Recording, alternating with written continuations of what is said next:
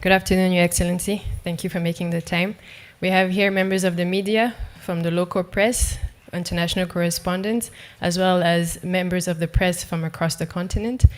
We will also be taking questions from members of the press not located here who have sent in their questions. With your permission, we will go straight to questions. I remind members of the press, when you're asking a question, please introduce yourself as well as your media house and keep it to one question. The first question will go to Kagame.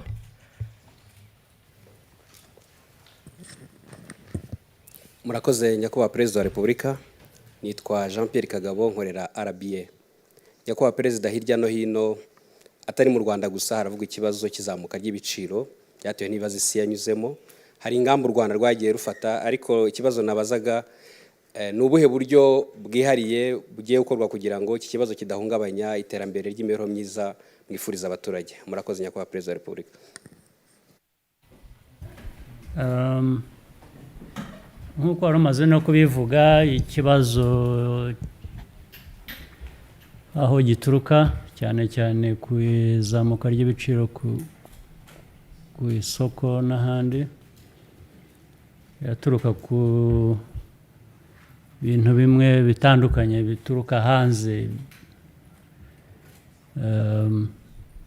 y'igihugu kubera ibiriho biba ku isi, haba kure haba hafi, bigira ingaruka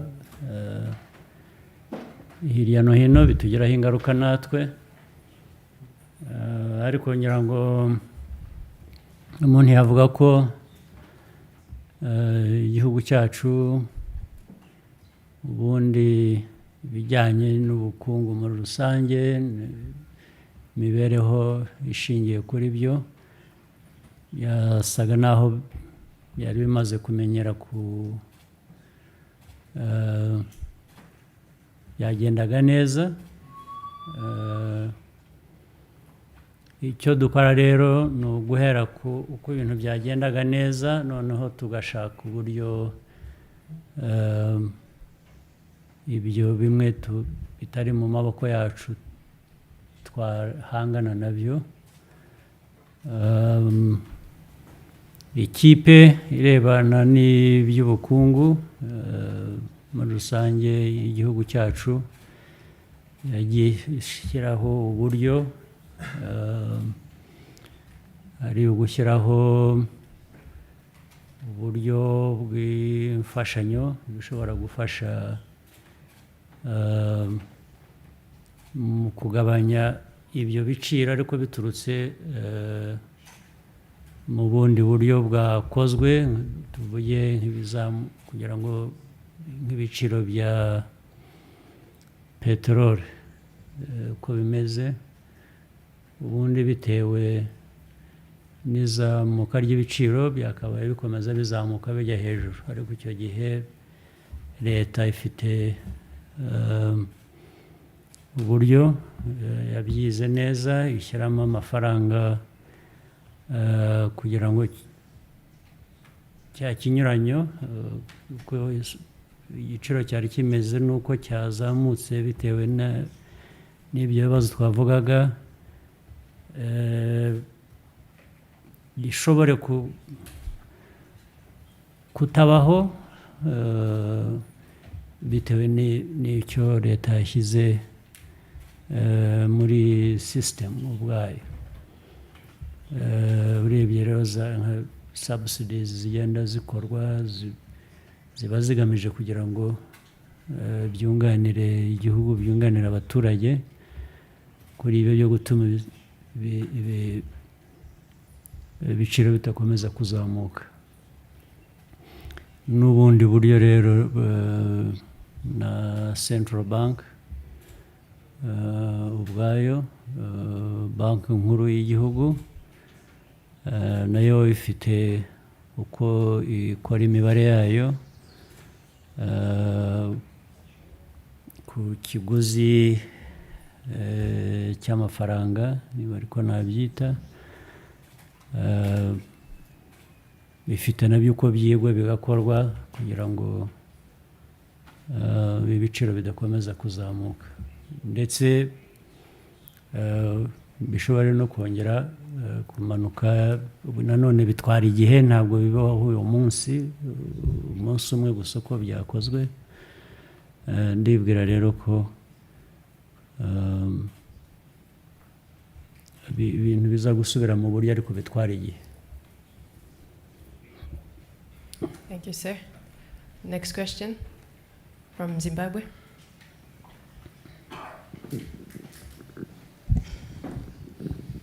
Afternoon, Your Excellency.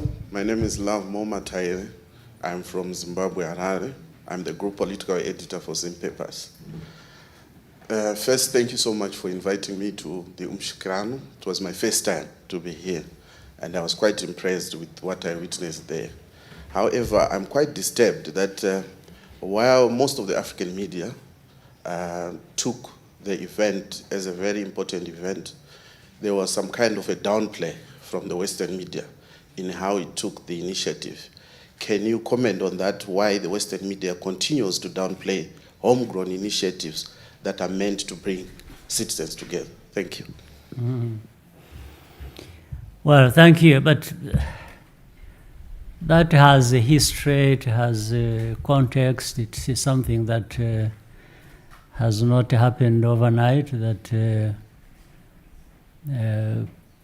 different countries, including Rwanda,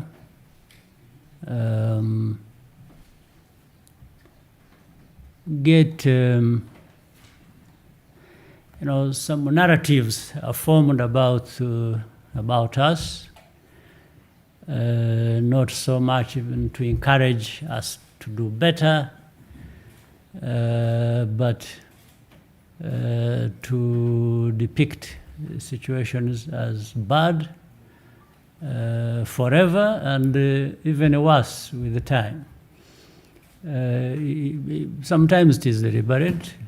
Again, I said it has a context, has a history, why the West is supposed to determine everything according to them. That happens in Africa. They are supposed to decide for people how they should be defined, what they should be doing, how they should not, or what they should not be doing. There is this, I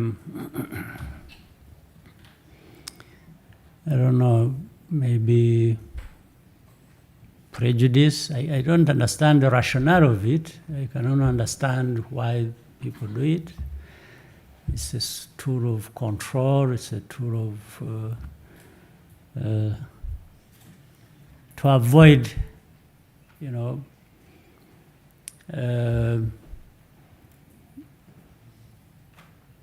people encroaching on your status. The West is up there, according to them. Nobody should be really approaching that position. They should stay where they want people to be, so that they can easily always control the people, the resources, and determine. You have heard so much about global order. So global order is really about that. The global order is defined by and people, and among other things, that is one of them, of shaping the global order. Global order has people who create that and who therefore must maintain that global order. But with time and with certain realities, people challenge that notion that some parts of the world must control the whole world without a question. Other big powers challenge that in a big way. Small ones also have their way of challenging that, especially departing from trying to define ourselves, not so much being defined by others. So with the Mushichirano, we do it not to impress anyone, first of all. Like other initiatives, we have done that, we've thought about doing that because we think it will improve us, whether politically, economically, socially. It's something that improves society as far as we are concerned.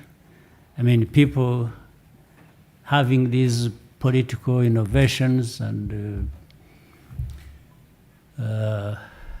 allowing ideas to float or to be challenged, but ultimately coming out with something that works for people shouldn't be a bad thing in any way, in my view. It helps make you who you want to be, or improving who you are, instead of going the route of following the dictates of other people. We would rather follow where your heart and mind should be taking you. This is something we've lived, we know it, we know what challenges are in even dealing with that. It constitutes a lot of challenges inevitably.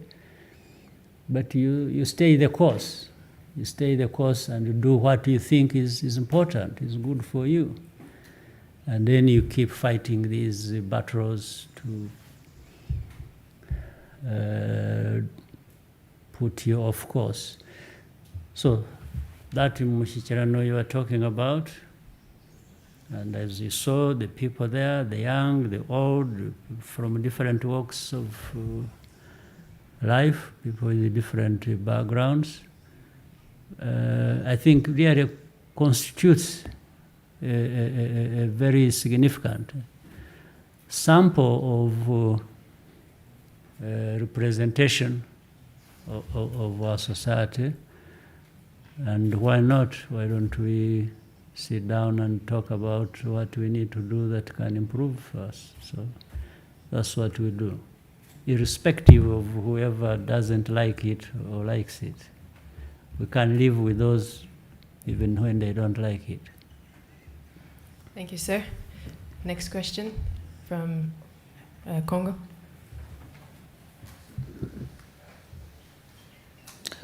Chanel Mourangon, Télé Congo, Congo Brazzaville. Just a moment, maybe I need to use the translation. Go ahead. Alors, merci de nous avoir accueillis ici au Rwanda. Merci pour l'invitation et on a aimé vraiment être dans ce beau pays. Ma première question concerne la visite du président Macron en Afrique, qui a entamé une visite où il va séjourner à Brazzaville, Luanda et Kinshasa, sûrement avec le président Sassou, avec le président Tshisekedi, le président Lorenzo. Ils vont aborder la question sur la crise entre le Rwanda et la RDC. Alors, qu'en est-il du dialogue? Où en sommes-nous sur les pourparlers entre le Rwanda et la RDC? Ça, c'est ma première préoccupation. La deuxième, c'est sur la coopération entre le Congo et le Rwanda. Comment se porte cette coopération? Est-ce que vous envisagez d'aller un peu plus loin que ce que les commissions mixtes ont déjà arrêté comme accord? Merci.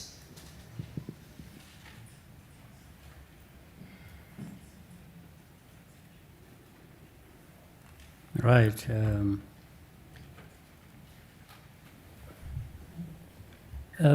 First of all, I think the President of France, President Macron, who will be in the region,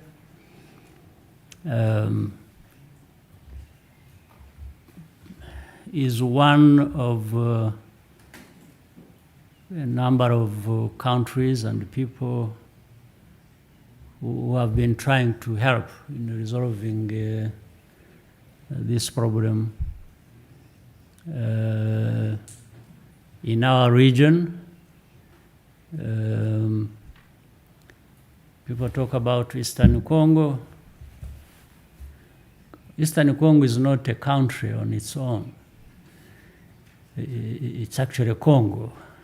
I think there's nothing like, in my view, there's nothing like Eastern Congo problem. Maybe you want to be specific in a narrow sense about where, but it is actually Congo's problem. It's also a regional problem, meaning it affects even neighbors. I can't say how we are affected.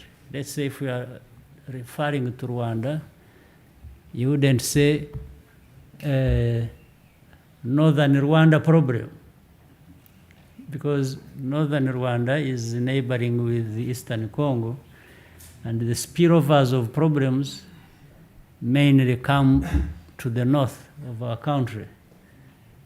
That doesn't make it a Northern Rwanda problem. No, it makes Rwanda's problem. So I want us to understand that Eastern Congo problem is Congo's problem. It should stop being Eastern Congo problem, Eastern Congo problem. No, it's the Congo's problem. That's one. Number two, again, this problem has a very long history in terms of the cause of that. But it also has a long history of how it has been mismanaged from the beginning. That's why it is there for the last 20-something years. And if you look at the attention that has been paid to this so-called Eastern Congo problem, it's so much so that one would think we should have got a solution to this problem. So it's been there for long. It has been mismanaged for very long. And I think it has a relationship also with the first thing I corrected, that it can't just keep being seen as Eastern Congo problem. It's a Congo problem, only based, this particular one, based in Eastern Congo. So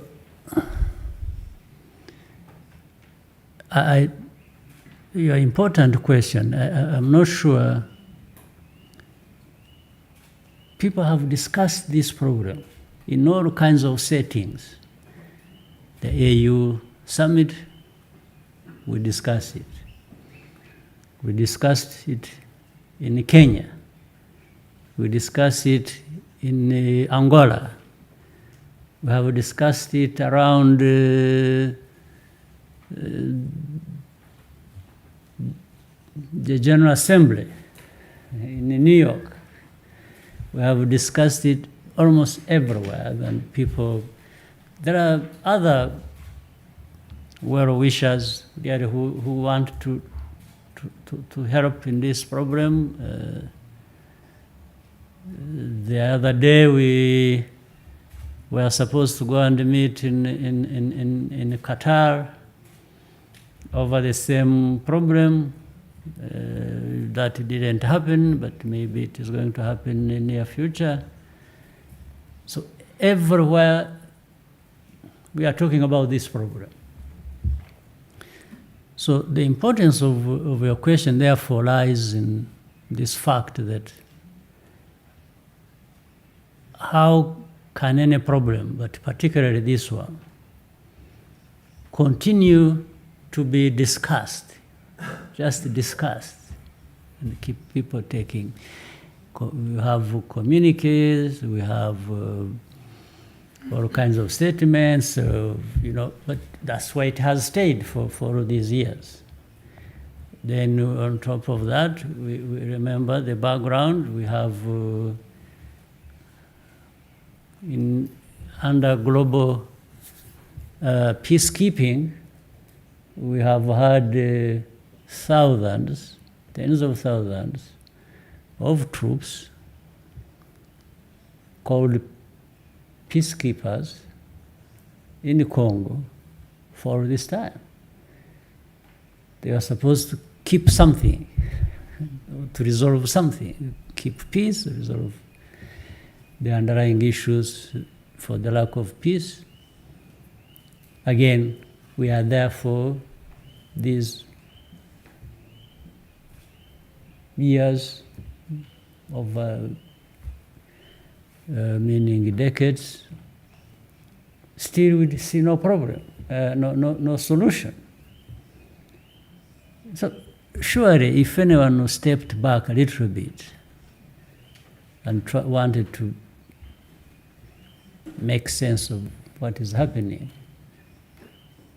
somebody should realize that something is terribly wrong. And we might be addressing the wrong problem, or we are providing the wrong solution to the problem we know. Otherwise, there is no other explanation how things can continue like this forever. Now, people who want shortcuts, but even then, shortcut is supposed to reduce the time you address something. But people who want shortcuts blame it all on Rwanda. This is now the easiest, but even then, I have not found how it becomes a shortcut, because we are still there with the problem. Maybe if we had blamed Rwanda, as even if wrongly, and got a solution, okay, we can live with that. We can say, okay, Rwanda was blamed for a problem that is not theirs, and they incurred so much in terms of cost and this and that. But at least we found a solution. So, but now it has only turned out to be an additional problem, for which you're not going to find a solution.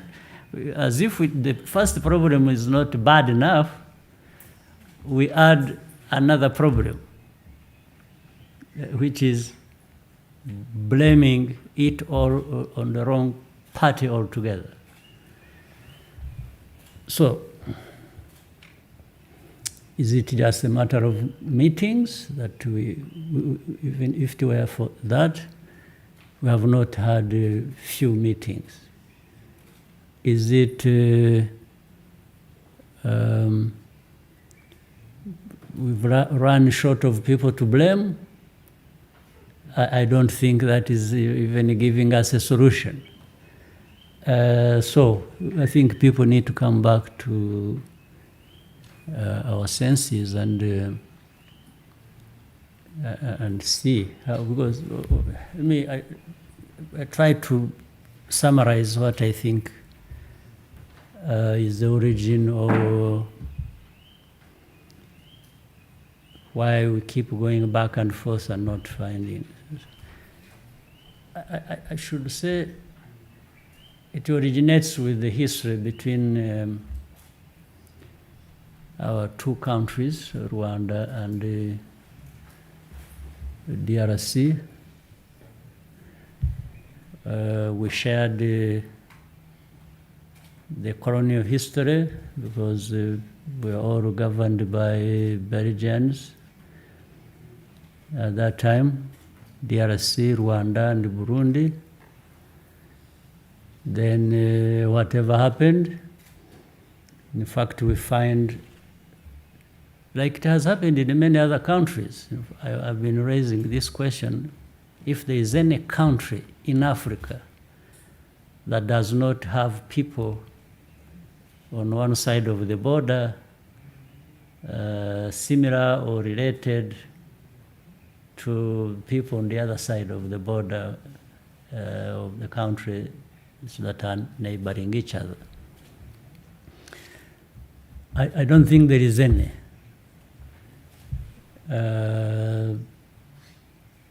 So this famous, I'm sure here, by the time we are done with this press conference, the story will be M23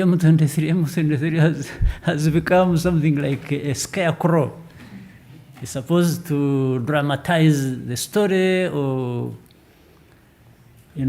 scare people that we have something terrible here, and that's what is. So I'm sure that's what is going to happen from here. M23 is the beginning and the end of the problem. But that's not true. The so-called M23 is a product of a lot of things mismanaged, mishandled, starting even in those days. I talked of colonial times, how these people associated with Rwanda happened to be in Congo. If, to be honest, I probably wasn't around when it happened. That was way before I was born. So how can I be responsible for the problem? How can I be the cause of the problem? Of course, for all of you, I'm sure you were born yesterday. I'm sure there is even part of the story you don't know, you've never come across. So that is one. How can Rwanda be blamed for the refugees we have here, who have been here for 20 years, over from Congo, associated with the people in M23? M23 problem which started in 2012, and where they used some military force to try and resolve the problem. The M23 people, some fled to Uganda, a neighboring Congo as well. Others fled here. We have them here in the camps. So when that was done and finished, there had been agreements of the next steps to resolve that problem from 2012. These agreements were all reneged on until recently, when this fighting flared up, started again of the same groups. But in Congo, in Eastern Congo, there are over 120 armed groups, of which M23 is only one of them. Right? So the 120 armed groups, how were they formed? Certainly, I haven't even heard, even those who hate Rwanda, who tell a lot of lies about Rwanda, have not accused Rwanda of having formed those 100 and plus armed groups.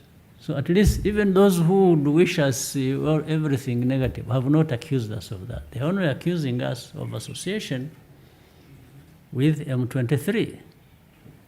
So who formed the other 100 over armed groups, and why? Who explains that? Why don't they talk about that or take care of that? So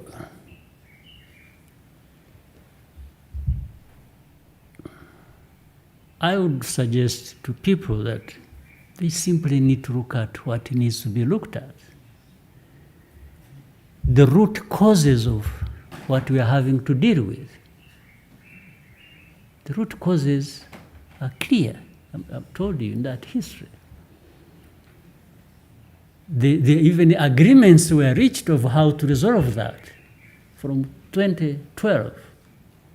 How could they not have been implemented, those agreements? It can't be because of Rwanda. Even if I bring you to the recent events, this fighting that is started a couple of years ago was not started by Rwanda by any means or by anybody. Try to look at, just follow the history of how this recent fighting started. It had no involvement of Rwanda at all.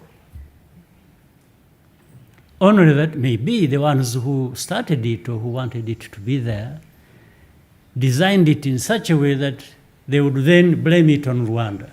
And it's simple how to do that. You just have to distort the history.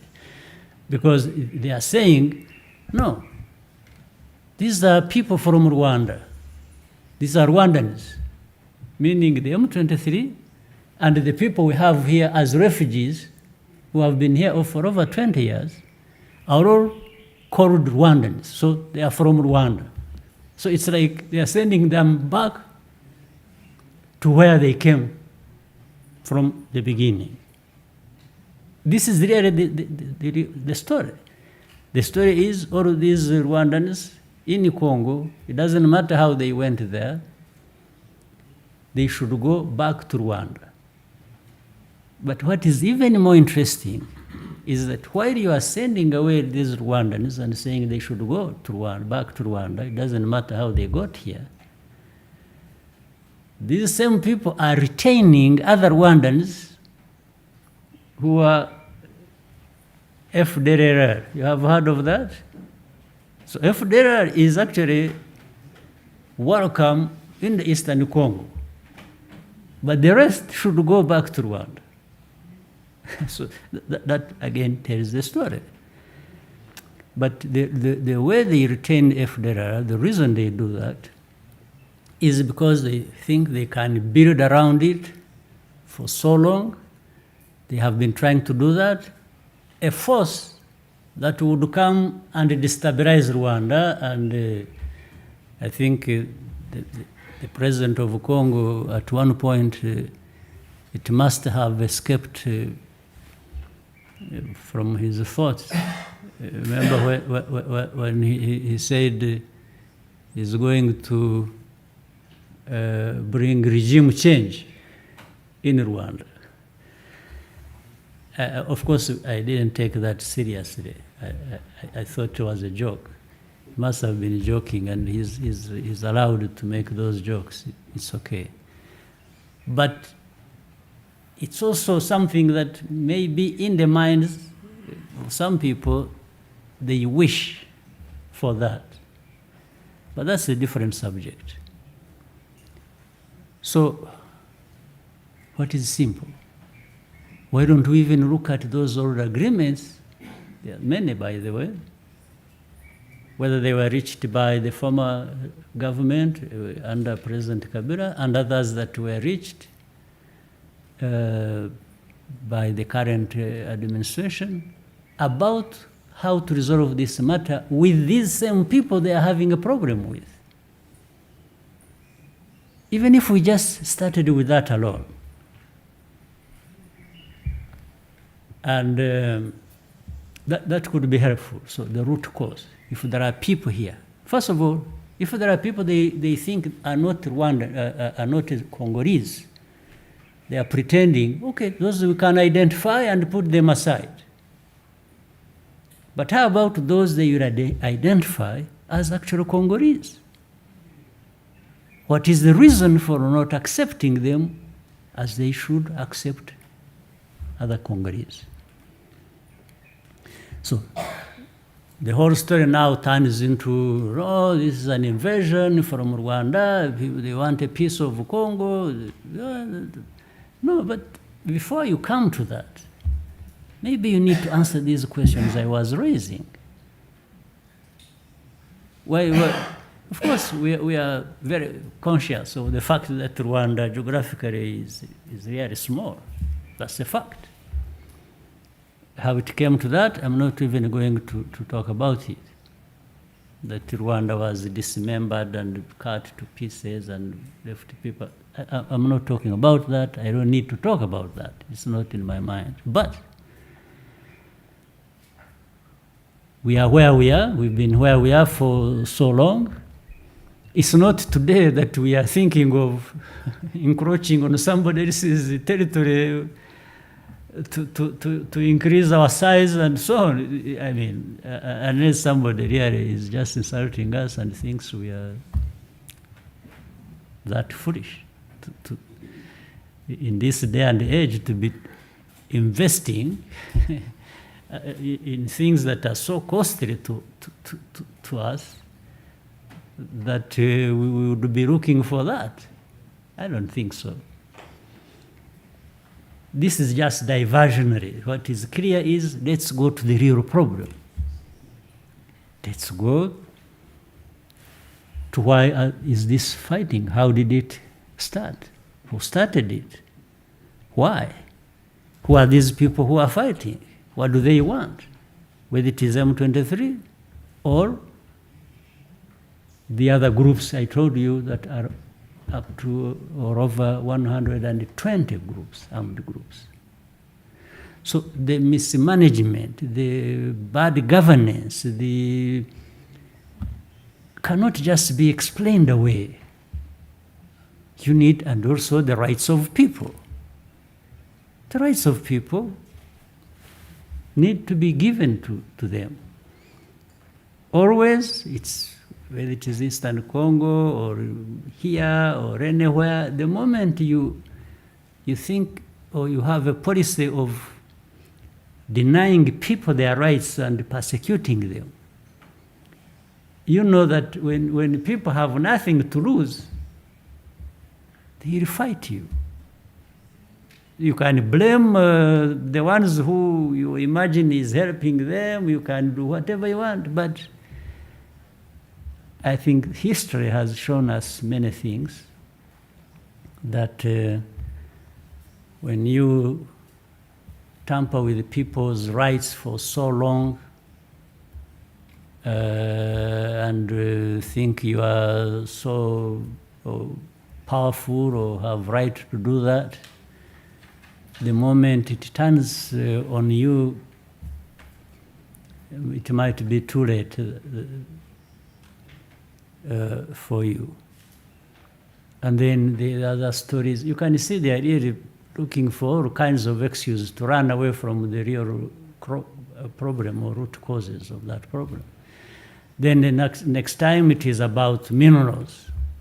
Oh, Rwanda is poor, has no minerals. They are invading our country, they are fighting, supporting M23. They want to steal our minerals.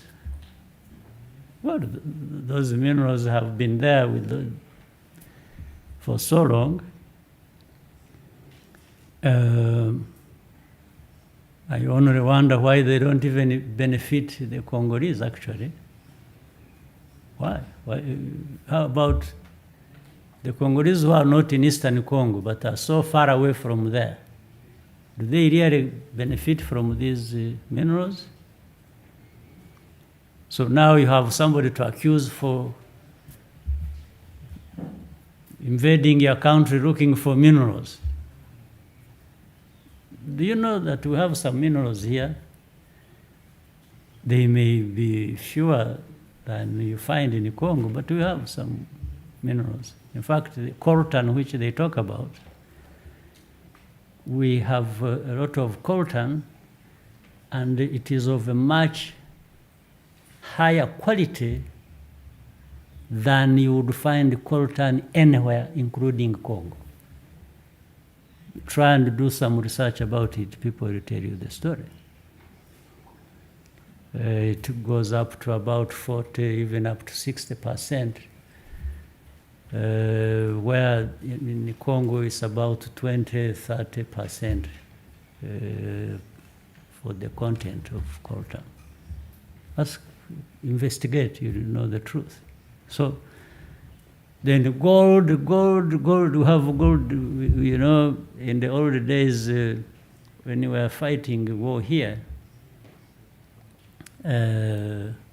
somewhere in the northern part, Chumbi, we used it to pick gold, alluvial gold from,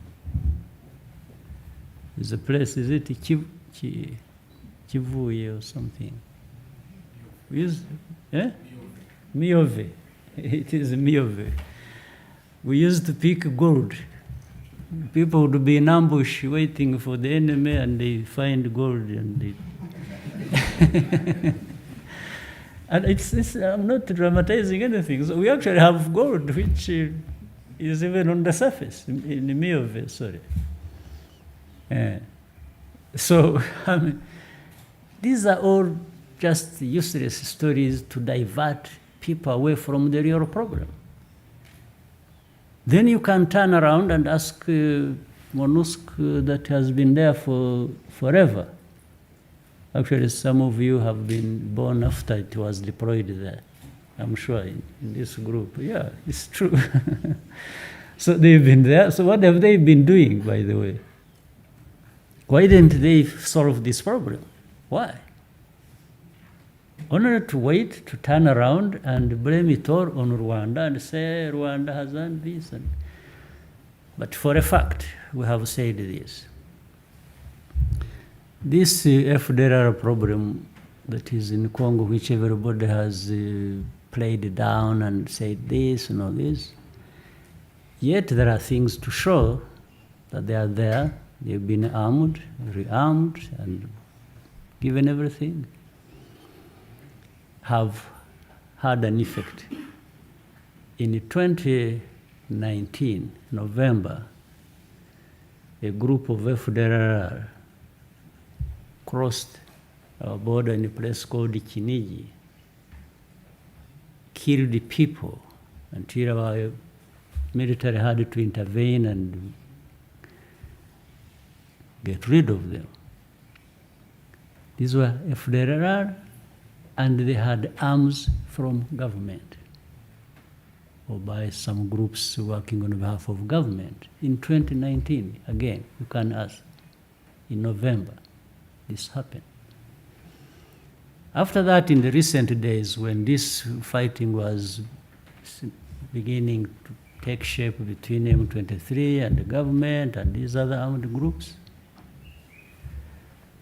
FDLR, having been rearmed again, integrated with FARDC, with full knowledge and authority of government and government institutions, whether it was the commanders of FARDC or governors of the provinces or everybody, they knew about it. They attacked again the northern part. They were bombing our territory from Eastern Congo into Rwanda. Again, there is no confusion about this information. It is available to everybody. There are victims. There are things like that. We have communicated directly with the government of Congo. I did communicate directly with the president of Congo on these issues when they were happening. And so this has resulted into, we have had to deploy, we have massively, we have even increased deployment along our border.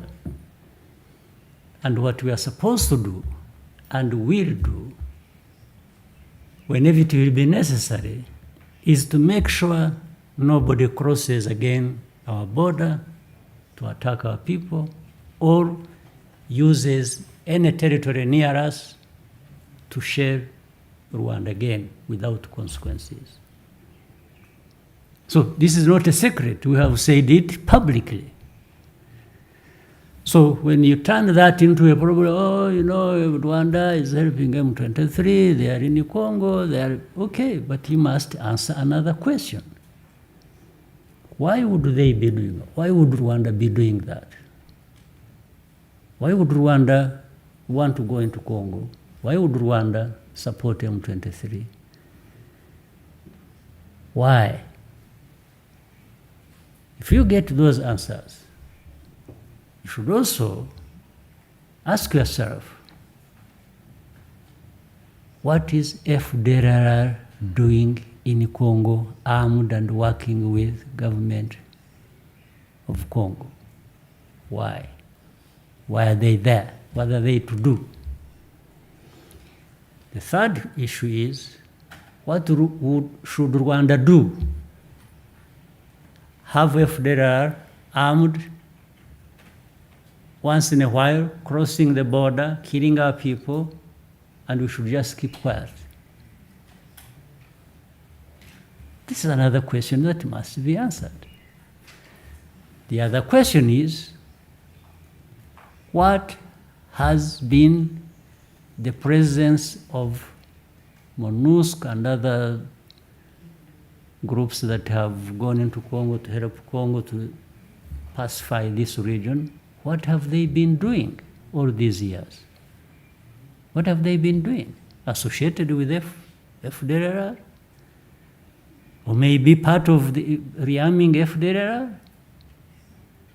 Somebody must answer that question. Finally, I want to say this. Just end on what I asked from the beginning. Why would Rwanda, of all countries, want to be part of or the cause of instability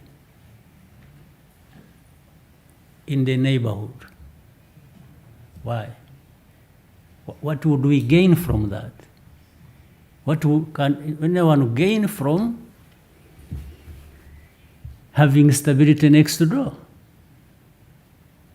If anything, everybody should know we are the people most interested in peace in this region. Because we have lacked peace for so long, we know what it means. We know the cost of it. And why would we be building our country the way you can see with your own eyes, and then have instability to come and destroy it?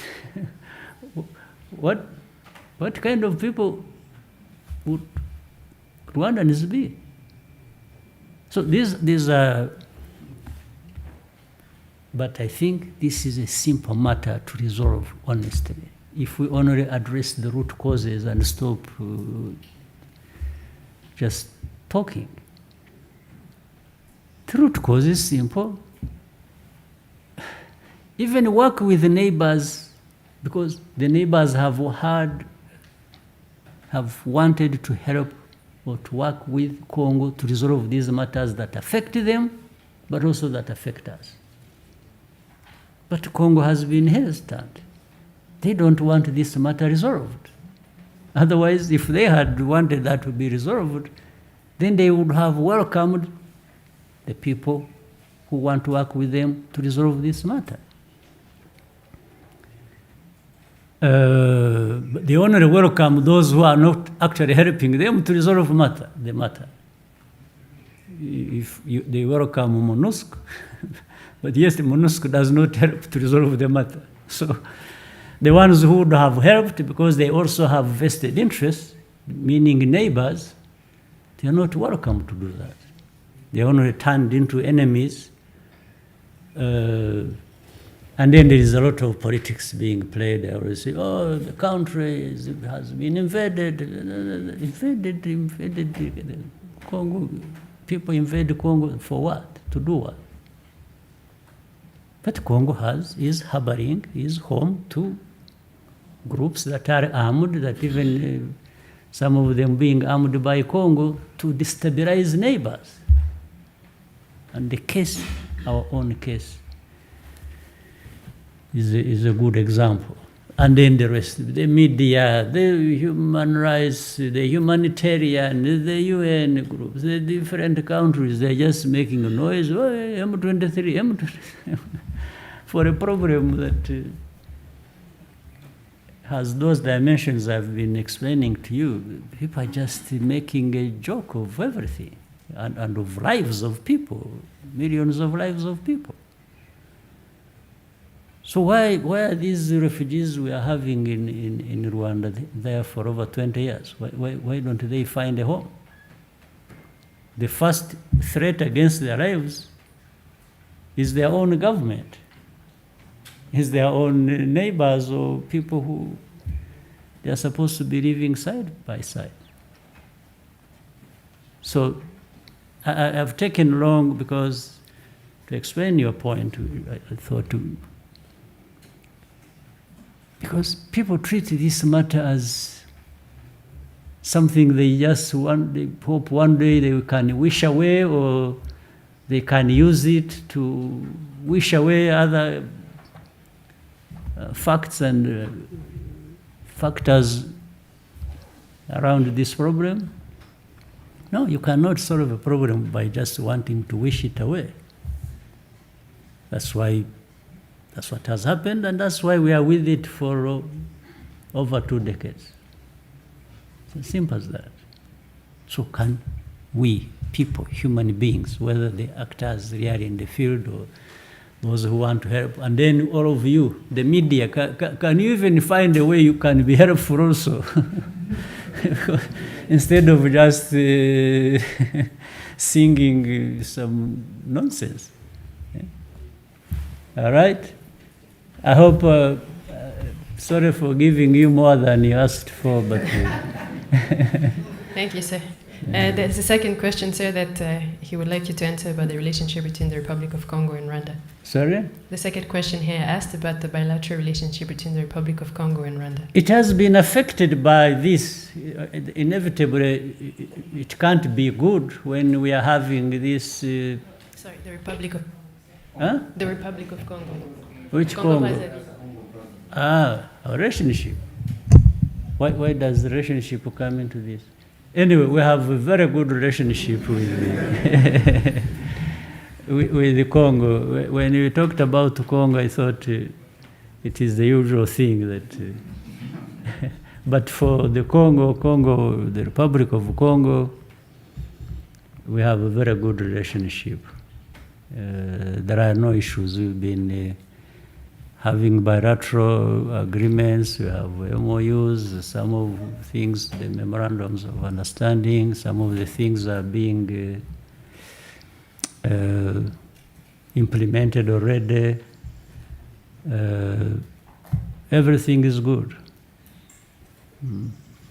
Thank you, sir. Next question from Kagire. So actually I was answering about Eastern Congo when they asked me about... No, sir, he asked about Eastern Congo and then... He did ask about that? Yes, he's from Republic of Congo. Okay. Thank you, Your Excellency. My name is Edmund Kajire. I work for Kigali today. I'm sorry for taking you back to the usual thing. Your Excellency, in whose interests is it to hold Rwanda responsible for the problems of Congo? And what about the claim that FDLR is a defunct group? Some people say it is done, it is finished. It is used as an excuse for Rwanda's interest in DRC. And why are those supporting FDLR not held accountable by the international community? Thank you. Well, those who are saying that FDLR is just an excuse, and I think the burden of proof is on them, not me. For me, I have proved, I have said they are there. And I have given example of how they have attacked Kinigi. You know that story. So I'm not creating it, you know it. I'm talking about, and there are names known of commanders, of people who actually were here and committed genocide a number of them. The names are known by the UN. We have given these names. The commanders are in the field. So for me, I have given what I know.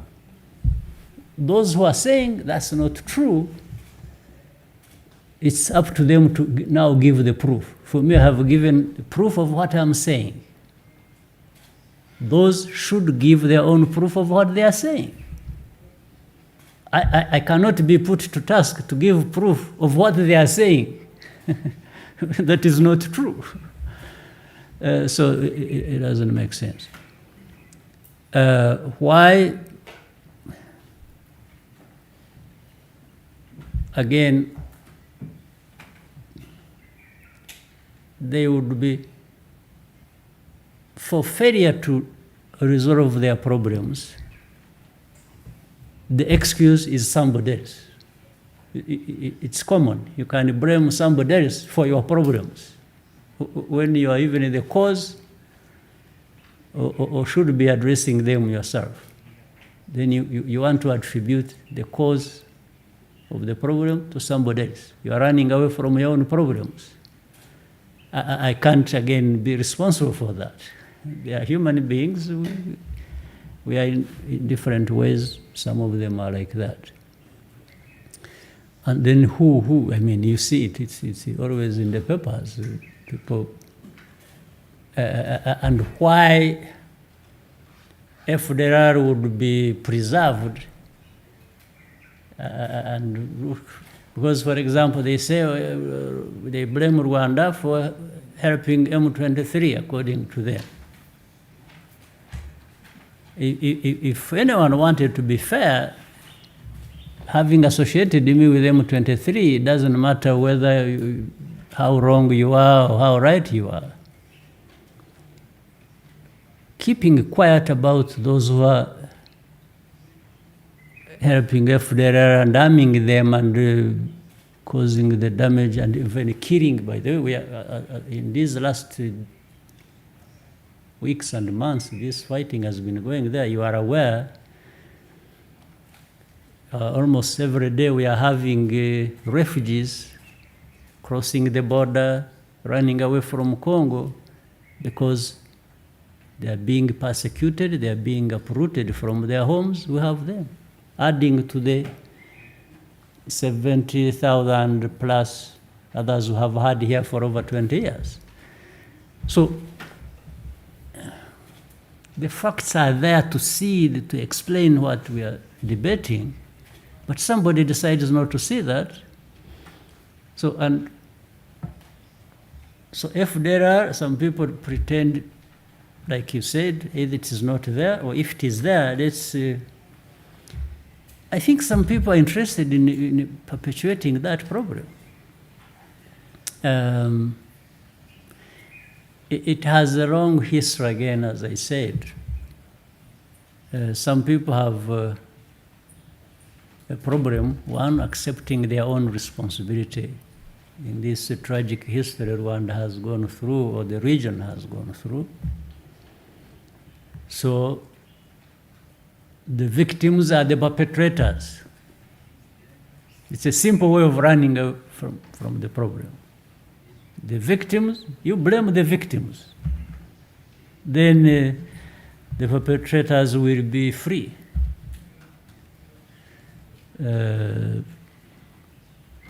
Otherwise, and it is surprising, some of those people are people who have been associated with that ugly history of ours, but because of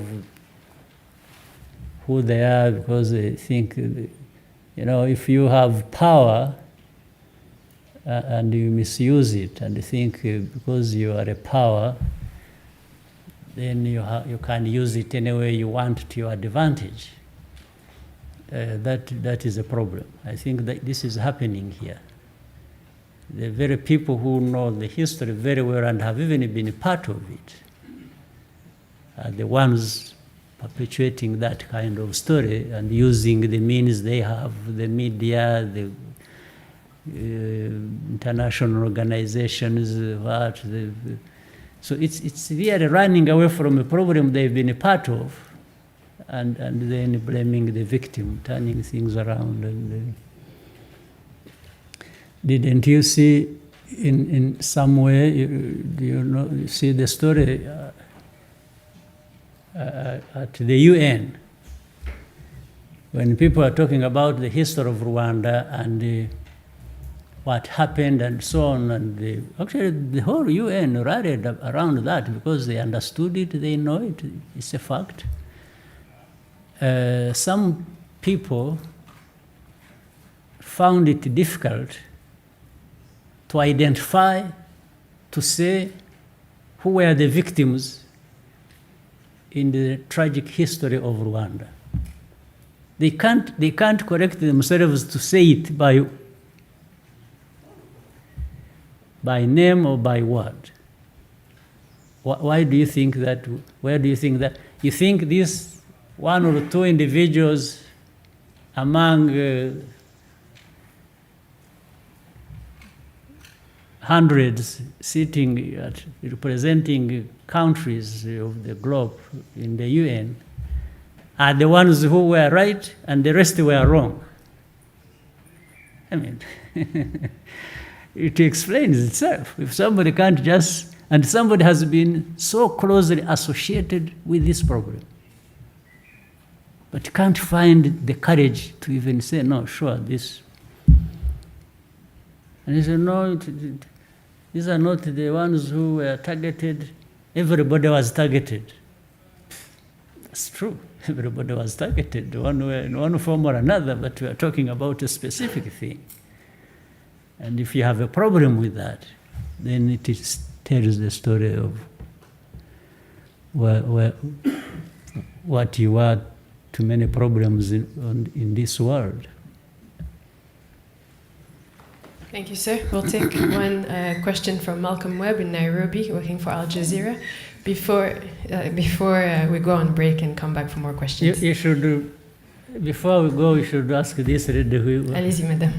Yes. Okay. So the one you had given, and then in addition, so I already have two instead of one. Go ahead. Bonsoir à tout le monde. Je m'appelle Monique Naossi. Je viens du Cameroun. Je suis journaliste à la chaîne de télévision Canal 2 International. Excellence, je voudrais avant tout rendre hommage au leadership que vous incarnez et qui rend fier le peuple africain. Ma question sera en droite ligne avec l'actualité brûlante dans mon pays.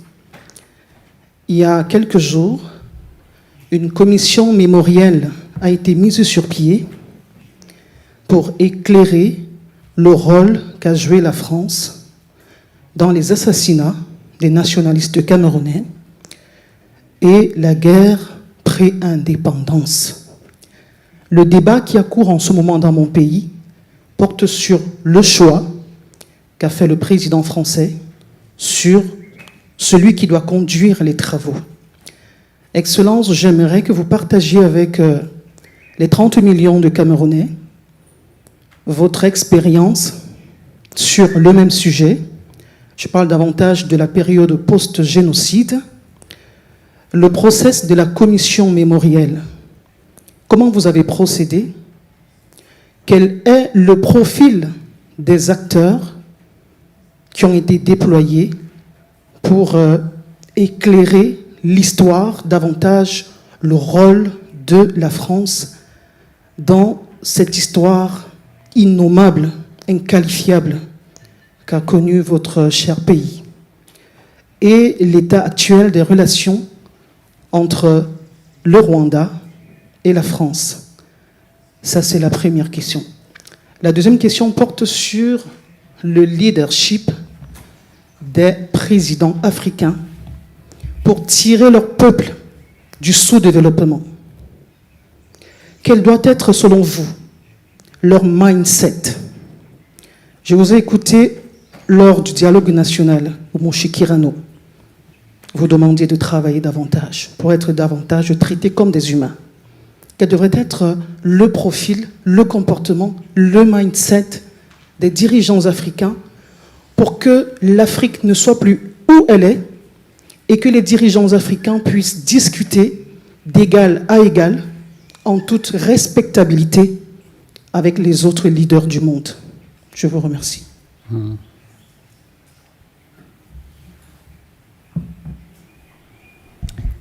Yeah.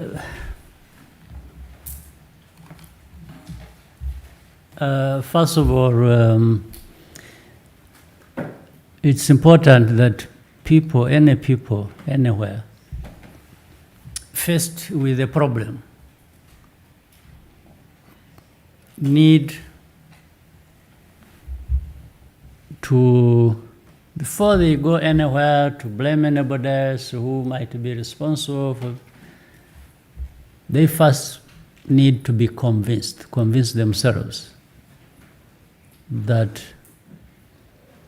they have a problem to deal with, it's theirs, they need to deal with it the best way they can, and that actually they have it within themselves to be able to confront any challenge, even if not in its entirety, but a big part of it they can confront and overcome. That's the starting point. So whether it is Cameroon or Rwanda or any other African country or any country anywhere. So then the next step is, how do you go about it? Even allowing others to contribute, including even those who want to mess it up, but then those you have to be prepared to confront them, because in that confrontation, the truth comes out as well, and you deal with it. So you have to have the courage, you have to have the consciousness that this is your problem. Whether you get people supporting you in it or not, you go to confront it, and you proceed like that. So with what you said you are going through with France and this and that, which we went through ourselves, but over time we made a breakthrough, and we even those we were confronting and challenging each other and more or less fighting, over time we find we reach a certain compromise that can allow us space to move forward together. That's our case, how we have done it. I'm not saying that everyone who has similar problems has to deal with it the way we had dealt with our own situation. But there are always lessons to learn from each other. There are a few things you can learn from different situations and apply them and add your own feelings and actions towards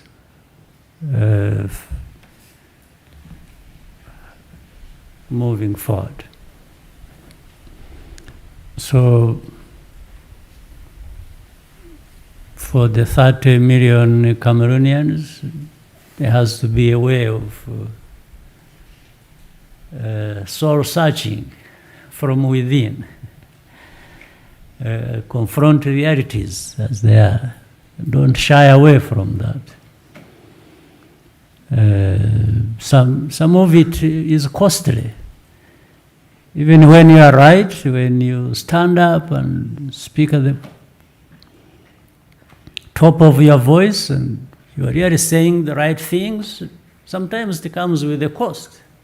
You may pay for it, but you should be prepared to pay for it. You must make, it's like doing anything, even the simpler things like doing business. There are risks. You factor in what you're going to do. So this one has even much higher, much bigger risks that you must be prepared to do. So yeah, I'm saying most of this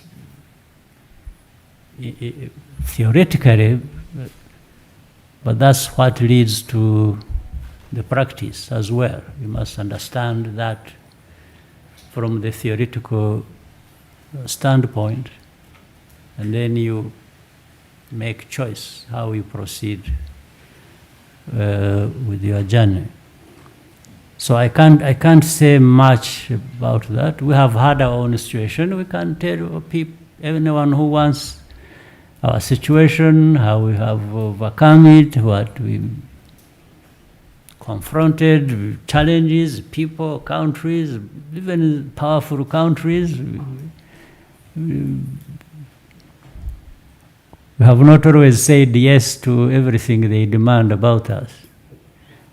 There are certain things we are able to tell anyone, I mean anyone in this world that, well, this is our problem. We are going to deal with it the way we think is right to deal with it, not the way you want me to deal with it. There are those moments. It's not every time. And many times we have done that. We are aware of the consequences.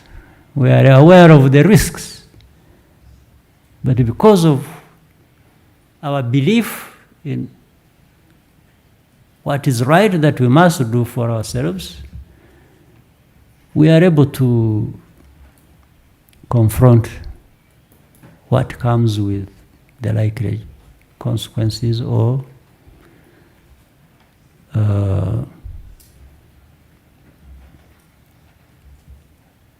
whatever is related with that.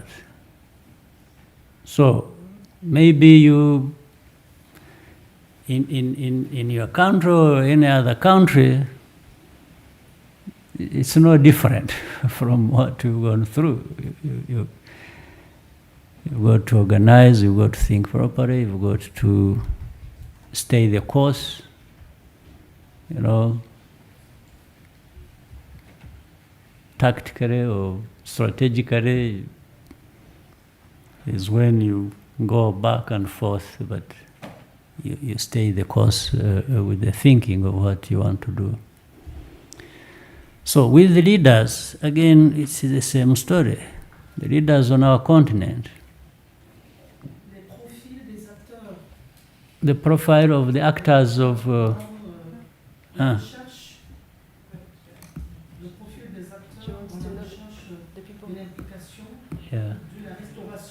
Yeah, explain. Sure, I think I understood the explain to me properly.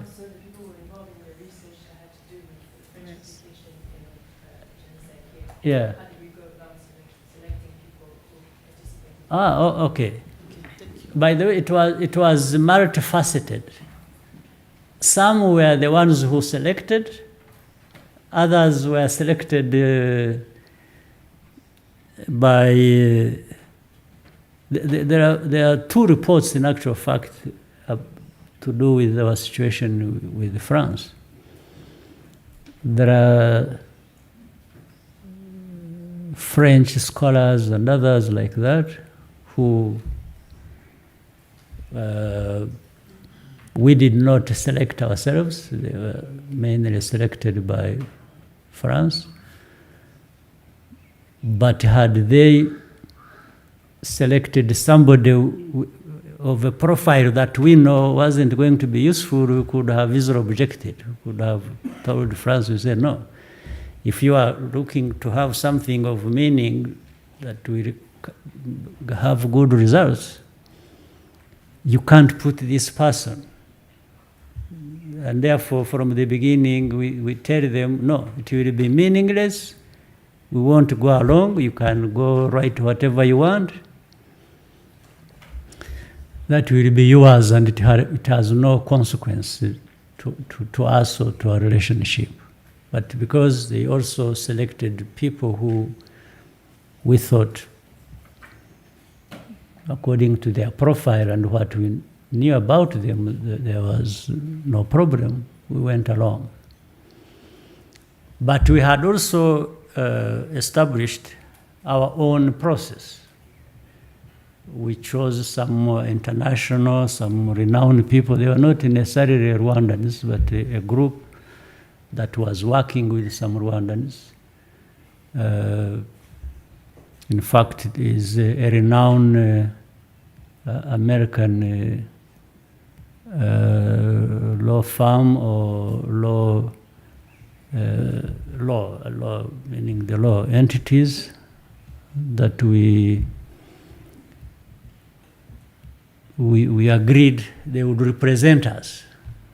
And they did a very, very decent job. In fact, from their work and from the work of the process that was carried out in France, there was a lot of convergence, which proved the work done on both sides was very good. There was huge convergence. There were some disagreements or things that, but they didn't take the precedent. Those could be absorbed in the big picture of what was actually agreed. So the profile, therefore, is of people whom you know and it is easy to vet these people. You know their history. And it is not just one person who is going to. So if you have a number of people as a team going to work together and they have different backgrounds you approve, then you are likely to have some good outcome. They can't all conspire and agree to distort the facts of history. Somebody can have influence in pushing things in the wrong direction, but it will be limited. So that is really the profile, how you choose people for who they are, their capacity, what they are known for. It's easy to establish. So, but for the leaders, again, if I go to the leaders question, I mean, we are just all human beings. We do things the way we do them, and sometimes if we have weaknesses here or there or strength, sometimes we can't explain. It's the nature of things. And but there is also the standard of what is known. Whether you decide to ignore it or go along with it, it's your business. Meaning, if you look at the history of Africa, where I have been, it's a shame because they say life on earth, on this planet, started in this place of our great people, the Africans. But thousands and thousands of years after, we are left behind. We are trying to catch up with others. So we therefore must try to understand, even now, currently, the state of affairs. Why is Africa perpetually poor? Why? And yet we have some people you can refer to as great leaders. Great in as far as everything is concerned. But sometimes except what are we doing with and for our people, given the responsibility we have over them? Why do we get diverted and sometimes we have everything we need, but the millions of others can go without anything. And yet at the end of every term we go to them asking them to put us back in positions of responsibility. So, but these Africans are very innocent people. They will go to somebody who has brought suffering to them and vote him again into power. So I don't know whether it is being innocent or something else, but and then the story keeps going. You know, our people, we are okay. But at the end of the day, these poor people who we invite to come to rallies, and they've really had no meal the previous day, even that day. Sometimes you feed them there because you want their vote. You are able to give them food on the rallies. But that is the last they will see until you come back after so many years looking. But I'm not inventing anything. I'm just talking about what I know there is. So if we knew this reality and wanted to deal with it, I mean, we may not deal with it and get it finished in a short time. But why not be on the journey to dealing with that? So if you are going to travel a long journey, 100 kilometers, you start with 1, you are 2, 3, 10, 20, you are going. You don't just jump from the start to finish. So, but at least you must be seen on the journey that you are going somewhere. You can't keep starting and staying with the starting. You can't. Somebody must see you going to the destination. So that's a problem we have on our continent, unfortunately, referring to the question you asked. And I have nobody else to blame except ourselves, the leaders. You can't really blame anybody else. It's we that must be blamed. As I sit here, you blame me as much as you want. I'll take it calmly and go knowing that, yes, maybe what people are saying is right. So, but there is no other way to go about it. Mm-hmm. Thank you, sir. We'll take one more question before we go on a 15-minute break. The one you had asked, you had already pointed at somebody. Yeah, no, it's not here in the room. He sent a question in from Nairobi. It'll appear on the screen. Okay. The question is from Malcolm Webb of Al Jazeera.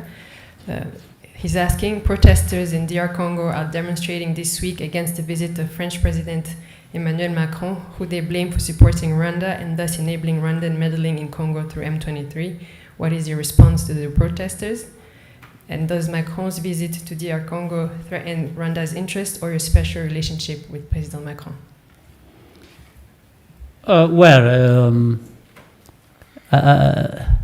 After answering it, I hope someday he may tell me where he stands himself, the one who asked the question. Because, again, journalists shouldn't just be asking questions. They must be thinking about what they're asking. And to begin with, I would tell the protesters that it's unfortunate they may not be fully understanding what they are protesting about. They shouldn't be protesting about the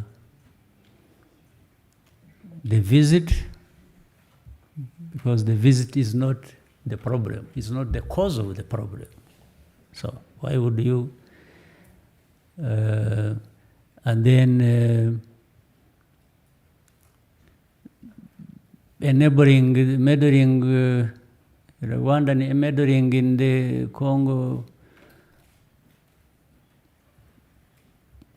is not the problem either. So if you demonstrate about Rwanda meddling in Congo's affairs, you are still meddling, you are still protesting against a wrong problem. If you are protesting against the M23, you are really not, your protest is a waste of your time and isn't going to address your problem because it is not the problem. So my response to the protesters, therefore, would be, I would protest against my government, my leaders. Those protesters, if I had a way of talking to them directly, I said, you're protesting for the wrong things. Start with your president, your government. Those are the ones mismanaging, mishandling your problems. That is my answer to. I thought Malcolm Webb would be understanding that. I still hope he understands that.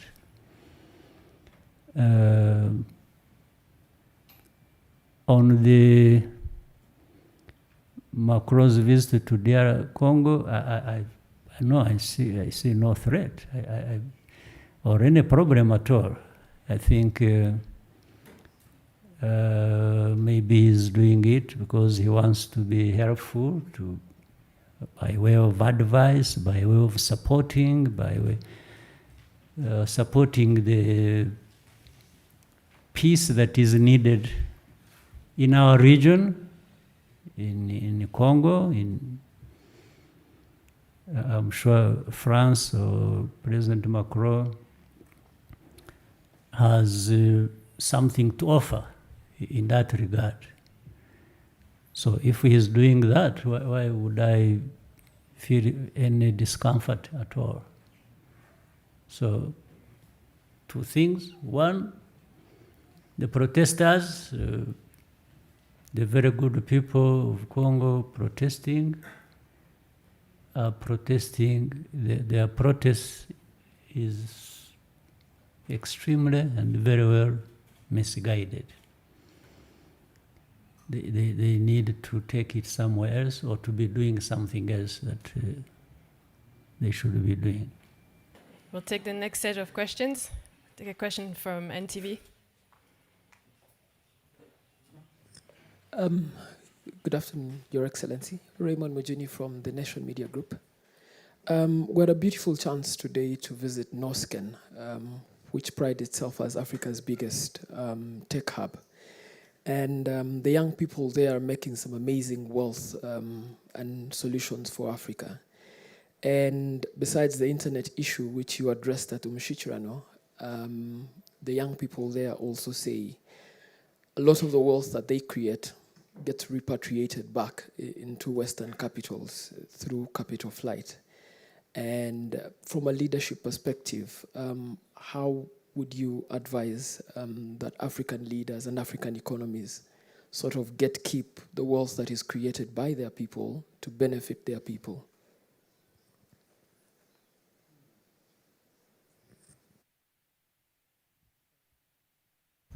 How do they say it happens? What is, because the wealth they create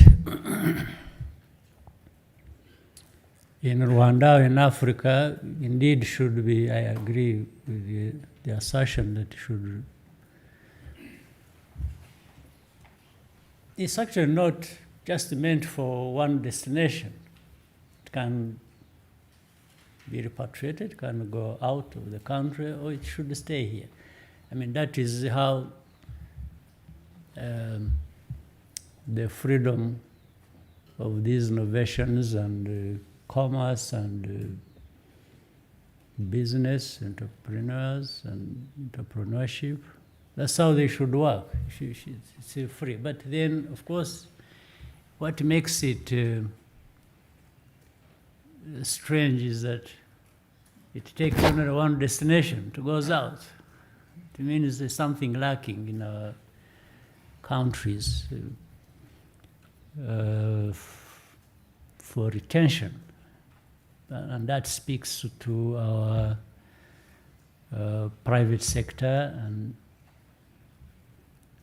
the development of that and the whole ecosystem that shouldn't really be absorbing that and thriving on that, and so that the innovators also thrive based on the conditions in our own countries.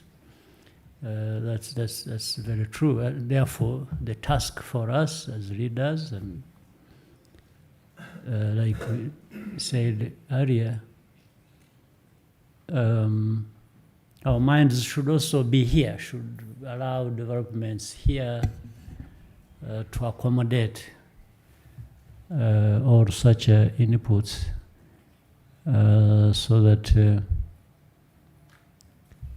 we see that the continent, otherwise it will end up being like the old story. There is so much we produce here, but everything just ends up outside, to the point that it's simple things like coffee. We produce coffee,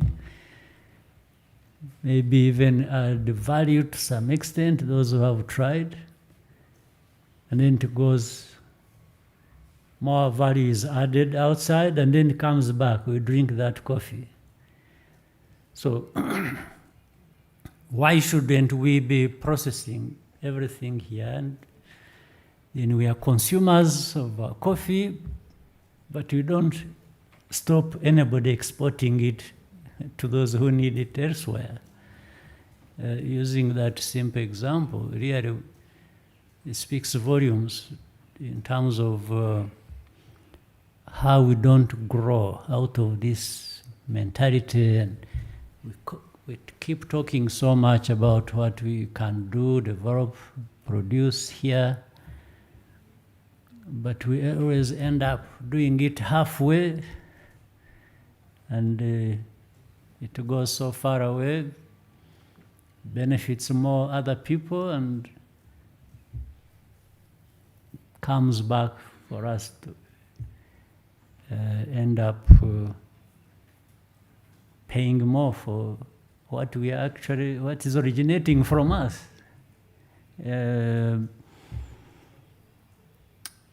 So we need to break this cycle, and people talk about it, just like you have talked about it. Yeah, there are many in this room who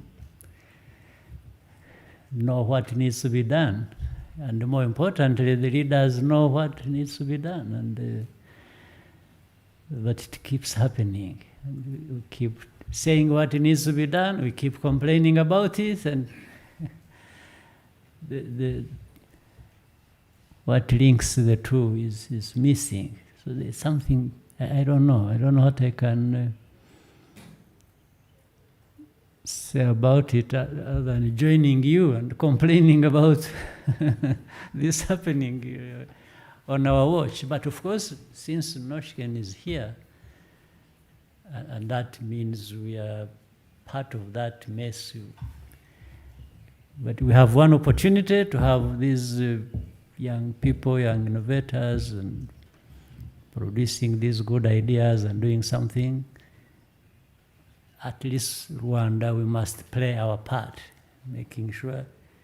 I'm not going to get involved in stopping things going elsewhere.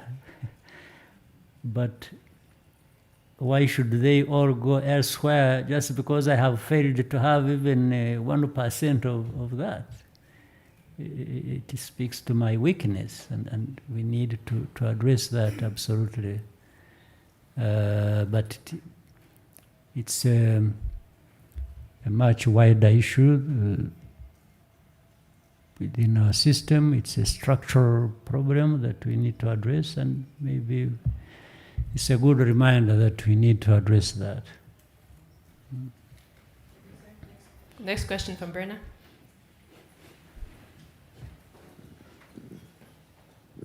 Thank you, Your Excellency. I'm Bana Namata. I represent the East African. My first question relates to the impact of the war in Ukraine on the African continent and the underwhelming response within the AU and what the AU could potentially have done differently. Specifically, if you look at what's happening now within the global environment, a lot of resources are being consumed and all the attention and money is about Ukraine. And increasingly we are seeing that even the financing that has been available under global financial institutions may be rechanneled to the reconstruction of Ukraine.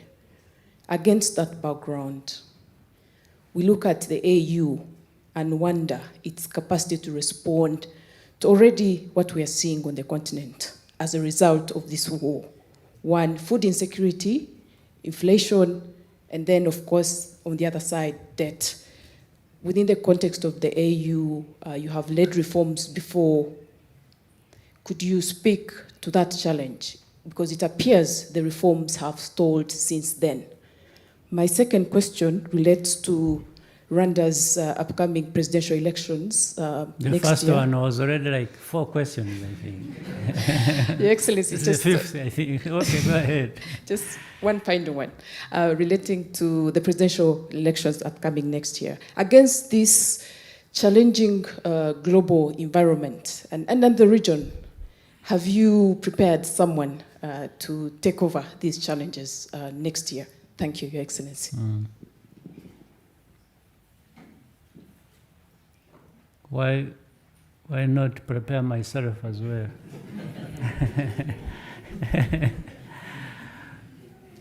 I think someone who needs to prepare himself or herself, and then if they need my support, I give it to them.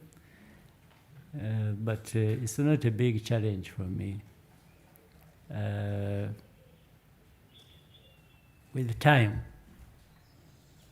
I'm increasingly prepared to go home and have some rest. So about what happens next year for elections, I'm not so much worried. I'm at peace with myself and with everything that will happen in regard to that next year. So that's not really one of the things that take my time.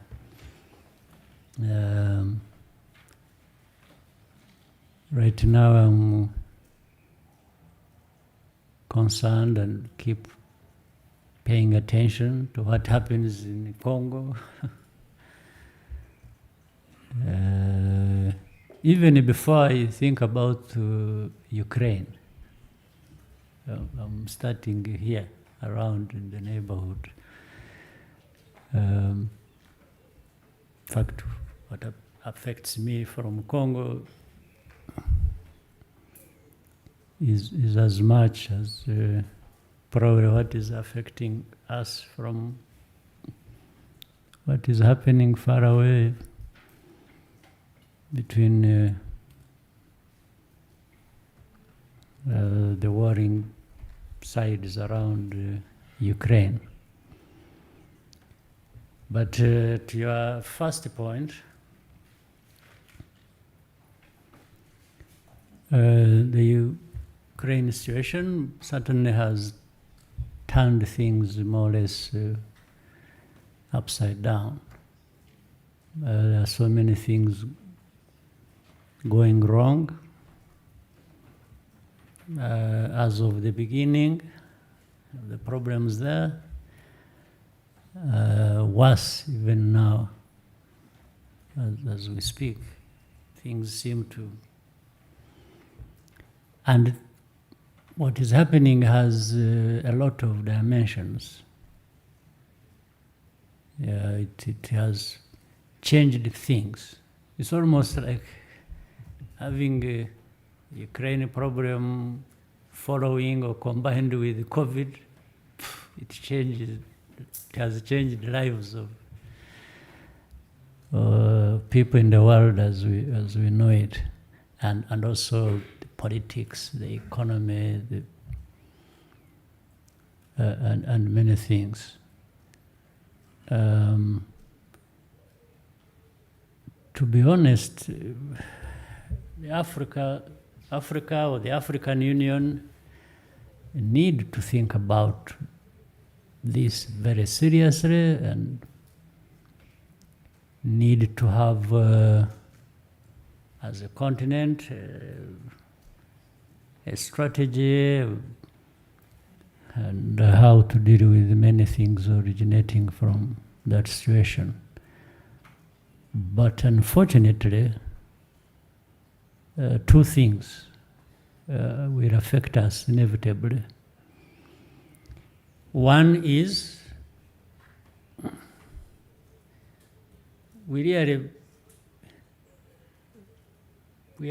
Africa is marginalized. It has no say at all, if I may say, as to what happens in that part of the world. It's the big players who are, it's Russia, it's Europe, it's Ukraine itself, it's the US, it's China. Whatever they are doing, some of which we understand, other things we don't understand. Africa is just there.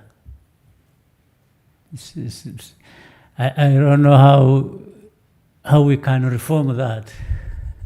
It's very difficult to use any ideas of reform, how Africa, but we are probably going to be hit hardest. Or already, well, it's hard enough, it's difficult. The countries are beginning to experience hardships originating from the effects of that situation. Directly and indirectly through other factors like you have just mentioned. When the partners we've been dealing with before this crisis, we have been dealing with them in a certain way, already which had its own flaws that we needed to address. But now that their minds are no longer with you, even 5%, their minds are now focused on that very situation you're talking about. Things are bound to certainly get worse. So it's very clear. I can analyze, I can talk about the problem, but to tell you what we need to do about it effectively to address the problem is another issue. Another issue that is difficult. So the second problem is the way we have been anyway all along before as Africa. We're already in a very weak position of how to deal with our own challenges, let alone challenges originating from the outside or with the outside. So for Africa, I hate to believe or see it as somehow a continent floating just on top of the sea that can drown them anytime things go wrong one way or the other. I hate to believe that this is the state of affairs that we need to be thinking about or preparing for, except the preparing is really not there.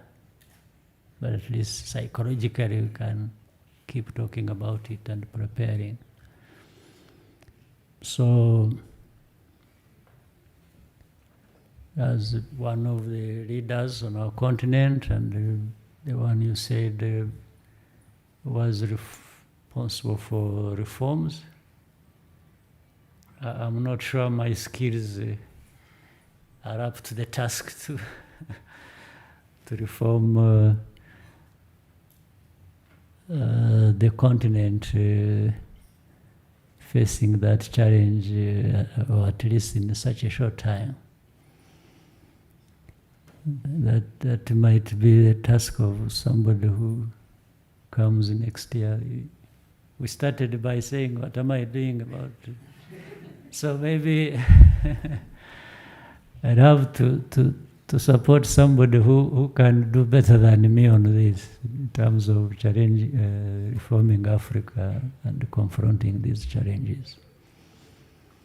Thank you, sir. Next question from Albert.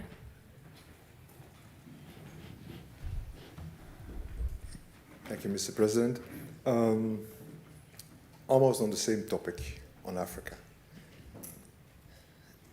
In all your few meetings recently, one thing has come up and that hasn't been really picked up by the press is, or at its right value, the fact that we have mercenaries in Congo.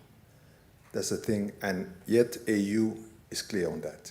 But now, as Rwanda,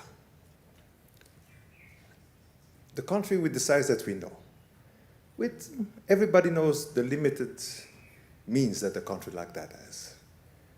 How do you go into Central Africa Republic, give a hand there, and you go to Mozambique?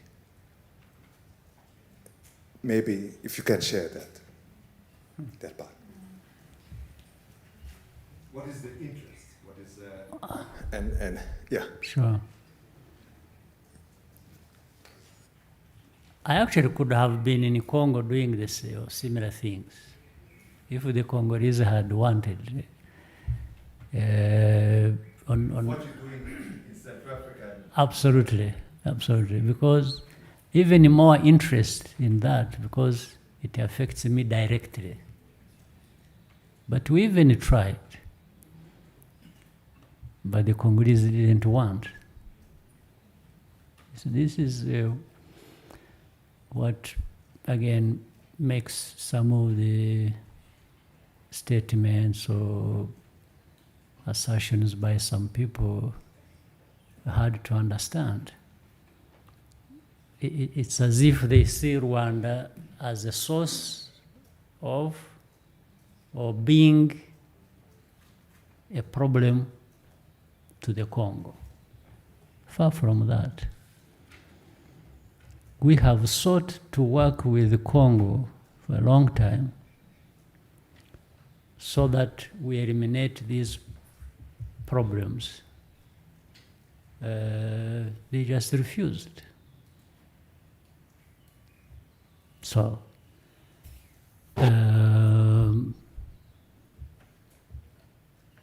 what can we do? Now, but for Mozambique and the Central African Republic, by African standards, Rwanda has built a decent capacity and understanding to solve with others some of these challenges we face. We face them as a country, Rwanda, but other countries face similar problems on our continent. And then, in the end, there is a link between one problem in one part of Africa with another problem in another part of Africa. So given these capacities we have built while we are dealing with our own internal problems, that's how actually we came to that. We came to that on issues of security, peace, and military, police, and what. We faced so much of these challenges that inevitably we had to invest in building these capacities. Decent. I don't want anybody to exaggerate. We don't have too much of anything, including this capacity. We just have decent capacities to address our problems, but working with others to just increase capacity for them to address their problems. That's how we happen to be in Mozambique. That's how we happen to be in Central African Republic. In Central African Republic, we are there in two forms, actually. One is under the UN, because we were part of the UN mission, a peacekeeping mission in Central African Republic. The other is bilateral. For the UN peacekeeping, when you have sent troops under the UN mission, we have no control over those troops. They do what the UN tells them to do. For that moment, in terms of rules of engagement or all kinds of stuff, Rwanda is disconnected. While under the bilateral arrangement, with the bilateral partner, we decide what to do, and that's what we do.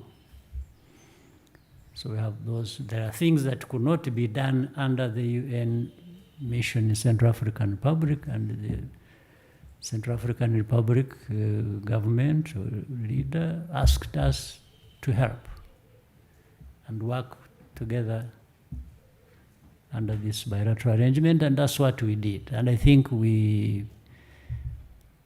produced some results to an extent of what because if you remember, there was a time, actually, Bangui, the capital itself, and different other places were threatened by rebel armed groups.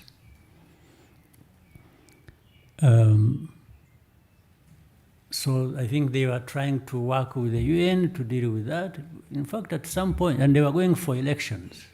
And at that point is when Bangui itself was threatened, almost being taken over by rebels.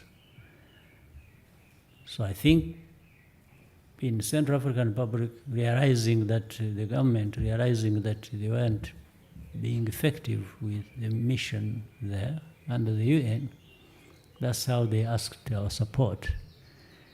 And we couldn't tell our troops under the UN to switch to that task because that's they are under the UN, not under our command. So we sent their troops whom we could command as by the agreement between us and the Central African Republic. Yes, it is. I'll come to that.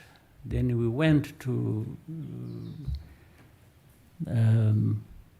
Mozambique.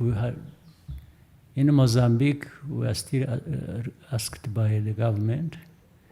After they had also tried many ways and asked people to help, and some people had helped, and it wasn't, and in fact, the rebels who had taken over Cabo Delgado province, by the way, that province alone, just as a province, is 3 times the size of Rwanda.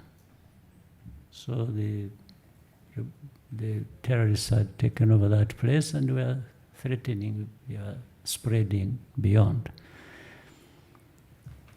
So sometimes even if you were to get help, if you use these systems, AU, UN, whichever, if you need help now, and it's urgent, it may come minimum after 2 years. So you can imagine somebody who is in intensive care needing intervention of a doctor, they say, hey, you wait. You come, wait, the doctor is on a holiday somewhere, so when he comes, so you can imagine. That's what was happening. So that's how and then, for example, also for us, once they have come to us like that, to say, you know what, you first go to the AU or the UN and first secure agreement that they will fund our mission. You understand that? So that means it's like as good as saying, I'm not coming. So here you are faced with a choice. Or you tell you know what, put the money here first before we go. I mean,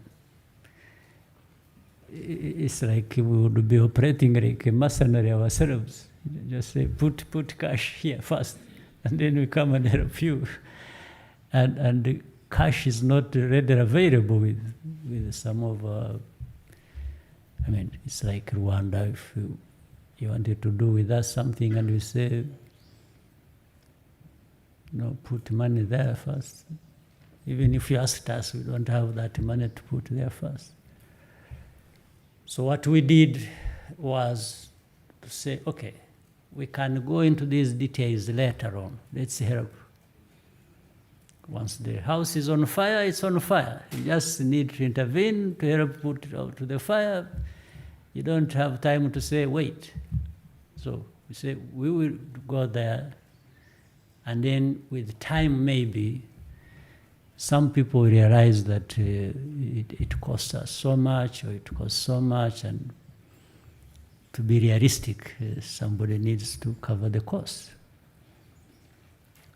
So this is the way we approached it. As you might have seen already with the European Union, they are actually in the process, final process. We are in the final stage where they are helping, but they are helping Mozambique. So in other words, when they give resources for that operation, they are really helping Mozambique, not Rwanda. In fact, that's where this world is very strange.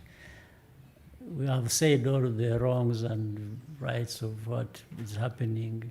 You know, some people even in that tried to bring issues in the European Union, saying no, but we shouldn't give them money when they are causing trouble in Congo. And then we say, oh, but how is the connection? You think you are punishing us, but in the end you are punishing Mozambique. Mozambique has had, at least for us, you are accusing us of doing whatever in Congo that we should be held responsible for. But by doing that, you are punishing Mozambique. What wrong has Mozambique done in Congo? Just by the mere fact that we are associated, they think they can penalize us for our bad behavior in Congo, but you are just sacrificing these Mozambicans who have nothing, absolutely nothing. And this is what we were telling them. We say, look,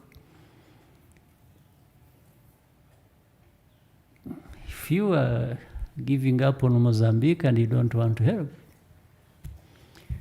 So, but for us then, the good question, we have, by the way, indeed used entirely your resources, our resources. Everything has come so far from the treasury. Our treasury, from our limited, very limited stuff. It is painful, it is costly. It means there are certain things we could have done for ourselves that we are not able to do because we consumed these resources for these missions. But looking deeply into it, it is not a waste of money. It's not a waste of resources. One way or the other, we were going to spend these resources, or they will actually be recovered at some point. Let me give you an example. You are aware there are people who are arrested here who are in prison being put to the courts of law. We actually arrested terrorists here. I think there were 5 or 6, I don't remember, connected with ADF that is in Eastern Congo, and these terrorist groups in Cabo Delgado. And they were here. So we have them, they're in prison. Those responsible interrogated them, they revealed everything, and it was just, in fact, the whole idea, even up to now, is for those groups, I don't remember their names, in Mozambique, in Cabo Delgado, to link up with the ADF and continue and link up with through Central African Republic to Sahel region. This is the whole thing. So that we got involved well in advance for this, for something that was going to affect us anyway, I don't think it's a bad thing. It's actually worth our money. So there are many aspects to it, and those are some of them. Next question, we have a follow-up question from Mozambique.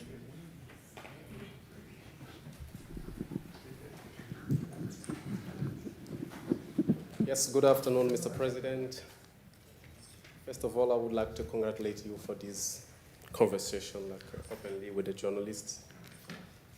And we have been receiving information that the holding government of the random ruling part has opened a private security company in Cabo Delgado.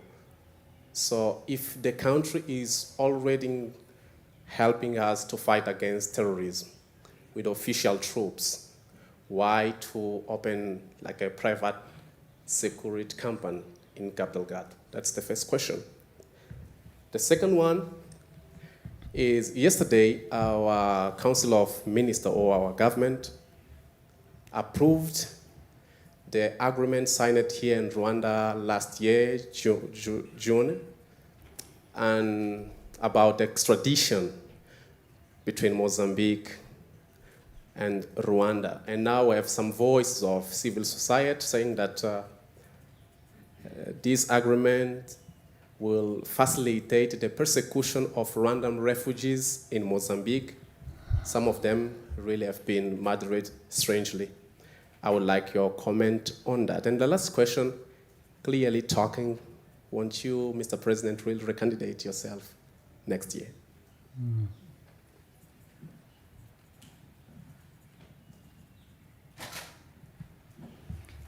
Well, security company of, I don't know whether you want me to go into full details of how we work here in our country. It may not, it may consume all our time, but first of all, do you have private security companies in Mozambique that actually should be doing the job? Whatever security company that was hired in Mozambique would be doing, and then these people came and took the job away from them. That's number one. In fact, you could also ask the similar question. You would say, what are your troops doing in our country? Since we have an army in Mozambique? You could easily ask that. You could easily say, are you in Mozambique? We have the police, we have the army as well in Mozambique. If we hadn't been asked to come, or if we had nothing to do there except maybe create problems for Mozambique, we should have not have been there at all. But we are there. And we are there working with the institutions in Mozambique to solve a problem that through bilateral arrangement we arrived at. So with this security company, therefore, I guess I don't have many details. There are people who get involved with this. They are hired to do a job that the army or the police, both of Rwanda or Mozambique, working together, are not going to do. Not because they are not able to do, but because maybe there is already a big task ahead of them. There are things they are dealing with that they would rather leave this part to private institutions to deal with. So that's how a private company, irrespective of where it belongs, would be in Mozambique to do that. And in fact, I don't know who hired them. They can be hired by government or invited by government to do that. Like the police and the army were invited to do work there. Or they could be hired or invited by private entities in Mozambique. For example, you in that part of Cabo Delgado, you are aware there are so many investments going on. So companies making those investments, huge investments, are free, I guess, should be free to invite whichever company to work with them or for them in a way of business to do that work. Well, I'm sure you are aware. Let me remind you, I heard at the beginning, when our forces had just arrived, they learned there were so many security companies, I don't know how many, that were working there from South Africa. You are aware of that? Yes. So it's not even a strange thing, it's not a new thing. There are companies working from South Africa, maybe from other countries in Southern Africa. And maybe they are still there, actually. Those other companies as well. So I'm explaining this, therefore, in such a way that this is the manner in which they happen to be there. But I'm also trying to say it's not a strange thing that should bother anyone, as long as it is by invitation, by whoever, and by there is a task to do, and maybe they are doing it. Later on, if we find they are not up to the task or they are not doing a good job, I think you have a right to say, what are these people doing here when they are just wasting time? It's like I'm surprised you don't find people, when we were talking about Eastern Congo area, there have been no complaints about MONUSCO being there for 22 years, spending over $35 billion and doing nothing. People are comfortable sitting with them there. So you see how this world is strange. So please, if anybody, any company or entity is from Rwanda and is there in your country doing nothing or wasting your time, please let me know. I need you to complain and I need to give me facts and we deal with it. So that's how the first question is to be answered. Then prosecution of people. I think you talked of people who died in Mozambique as well. People who have been here. Do you remember somebody who used to work for us? He used to be a DG of BRD. What was his name? Tratins. Tratins had he worked here. He had actually come from Angola. He had lived there for many years and so on. You are aware you remember he was killed. That was long ago. He was killed in Mozambique.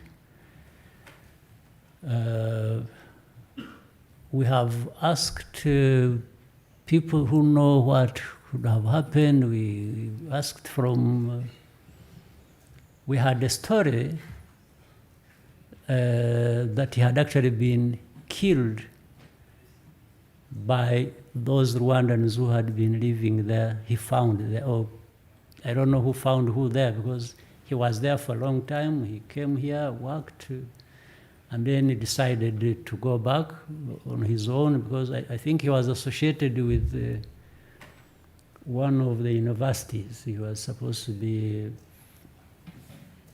somebody in the university. So he was killed. The story we had from my intelligence people was that he was killed by those people. And then 2 other people died after for being said to be associated with the government of Rwanda. And then, I'm still coming. The ones you are talking about are different. The ones I'm talking about are different. So there are those who were actually associated, who were killed because they were saying they were associated with Rwanda. 2 others on top of Turatsians. Then around the same time, 2 others, I think, if not 1 or 2, also died, who were supposed to be associated with these anti-Rwanda groups. You see what I mean? So here you have a situation like this. And what we did ourselves, we had always been in contact with the government and the systems in Mozambique to actually investigate and tell us who killed who in this situation. Whether these were people who were anti-Rwanda who were killed, or those actually who were killed because the information had it, they were killed because they are associated with the government of Rwanda. So how do you resolve a problem like that? And it was up to Mozambique and the system to investigate and tell us what happened. Nobody ever told us what happened. So you can find out yourself, or you can investigate and work with the systems in Mozambique and tell us what happened. Up to now, we don't know what happened in those like 4 or 5 cases. Now, if governments work together, therefore, to say, there is a lot going on between us, we are working together and so on. In the whole way of working together, we need to clear the atmosphere. We need to understand this. We need to have a proper and legal process of understanding what is going on. What would you prefer? To leave the problem as it was before, where somebody dies and You just leave it to the media to speculate and say he was killed by so-and-so, or the other one was killed by so-and-so, and leave it at that, and keep going with more killings? Or you want really governments to work together to rein this in? Because already it's an indication that there is a problem. You already have a problem. If you are having people in one country said to be anti another country, and then you have others in the same country said to be anti the other country, what do? Do you leave it at that? Or you find some way of even allowing a discussion to be held so that this is reined in? I think that's whatever you ask in that regard is supposed to address this problem. If there is another way of addressing it, let us know. Then you're asking whether I will be a candidate next year. To be honest, I don't know. But when I say I don't know, it means it is either way. It could be, maybe it won't be. So go home with 50-50. Next question from Kenzie. Murakoze nyakubahwa Perezida wa Repubulika, nitwa Kensi, nkaba ndi umunyamakuru wa TV na Radio 1. Ikibazo cyanjye kiragaruka muri Kongo ko ni twese turahangayitse nk'abanyarwanda. Umugaba mukuru wungirije w'ingabo za Kongo, General Chiwewe Aprito Chiko, yitangarije yuko amaze iminsi azenguruka mu bihugu bya SADC kugira ngo intambara y'u Rwanda bayitsinde. Kandi wumvise n'amagambo amaze iminsi avuga y'abari perezida nubwo babifashe nk'aho ari imikino, yivugiye ku giti cye yuko ari wowe kibazo cy'umutekano muri Afurika. Wareba ibyo abandi bose babajije, nkabona yuko tuyifata nk'aho ari ugukina, ariko wenda bikaba ari na seriye. Ese twaba twitegura yuko tujya guterwa na Kongo kuko banavuze ko bashaka kutwanexa tukaba intara ya 8? Murakoze mwadusuza kuri ibyo mukaduhumuriza cyangwa se mukaduteguza tukitegura. Reka mpere kubahumuriza nicyo kiri important, nicyo cyangombwa, nicyo gikuru. Ibyo ubwabyo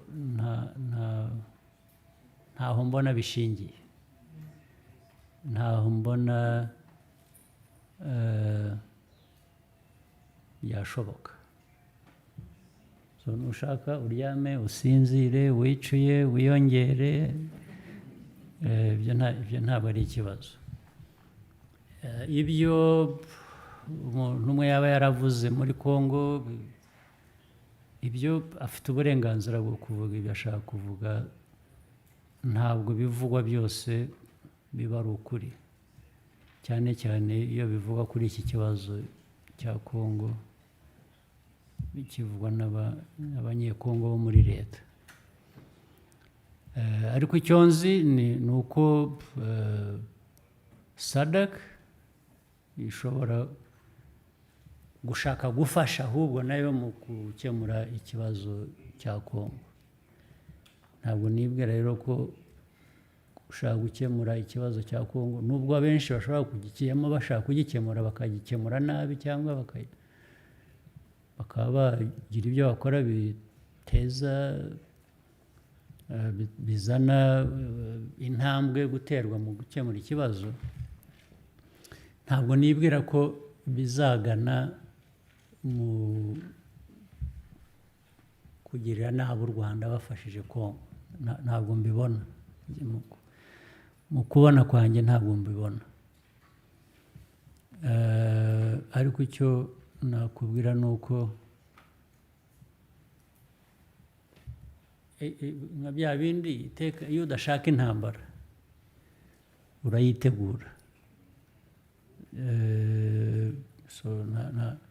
Iyo ushaka amahoro witegura intambara. Rero ubwo twe dushaka amahoro, ibyo kwitegura twiteguye kera.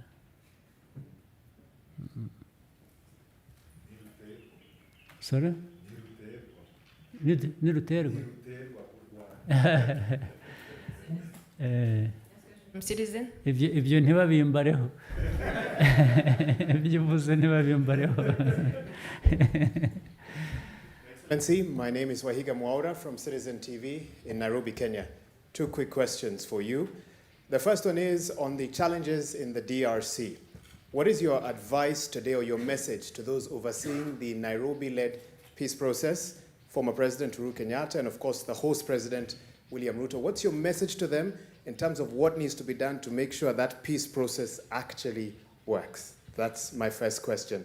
My second question to you is, with a presidential election looming, and you've had questions on the same in regards to that. Now, Rwanda has done very well in ticking the right development metrics, healthcare, access to finances for the people, technology, and so much more. And the ratings are not just by local institutions, but international institutions as well. But there's one metric that Rwanda continuously scores low in, and that is on human rights, political freedom, and press freedom as well. Your Excellency, with that election in mind, does it concern you that until today your country still suffers a contradiction of very good rankings by international agencies on one end, but very poor rankings on the human rights front on the other? Does it concern you? And if it does, what are you doing about it? Thank you. Yeah. Starting with that last one, is there really a situation where you have one and not the other? And what would be the meaning? Because on one hand, on all human indexes, you are scoring fine. What does that mean? Human, it's already human. You are giving people more health, you are giving people more food, they are not starving, you are giving them security, you are giving... And it's not, by the way, this is it, it's not dishing it out to them. They are part of it. These things happen because they are involved, they are part of it. There is security because they are part of it. There is this production and this because they are part of it. It can't be by a leader or leaders and then minus the people. Then you don't get there. Everything you mention is about accountability, fight corruption. Well, sometimes people associate corruption with freedom. You're even free to be corrupt. You are free to steal. You are free to... Now here we are saying, no. You're not free. You are accountable, especially when it comes to leaders. When you are holding resources in your hands for the people, and the only reason you have resources in your hands, this is not your money. It is the money from the people and for the people. So if you steal it and do nothing for them, the courts will take care of you. We insist on that. And of course, because of that, by the way, we have produced so many people who are sort of disgruntled, and the number of them, some have been even escaping the country and going abroad. And somebody has a file here in court for stealing everything that was meant for the people he was leading. And then they go to London, meets the media, and it is everywhere in the Guardian and everything. Oh, this person is being persecuted by Kagame regime. This is the common thing. But this man is just a thief, absolute thief. So, in other words, some of these things, the way they have happened, and that is the narrative you are referring to. There is a narrative of progress on one hand, which I said, it can't happen simply. You will tell me where you know it has happened. But things are moving so well for people and by these people, but then there is everything lacking in the system about their freedom, about their human rights. I just don't understand. The good thing about all this nonsense being said, unfortunately, it's not like mathematics. You add up things, you multiply, you do this, and there is unexpected, what you get out if you get it right, it's what it is. But here, you add up things, and then you end up with some result that is dependent, that is subjective, that is dependent on the judgment of a journalist or a human rights person or somebody, even when the things don't add up. So, in fact, we have had, by the way, a lot of discussions with these institutions, with the countries where these people are based. And we have a list of people. And what makes it simple and clear, it's, for example,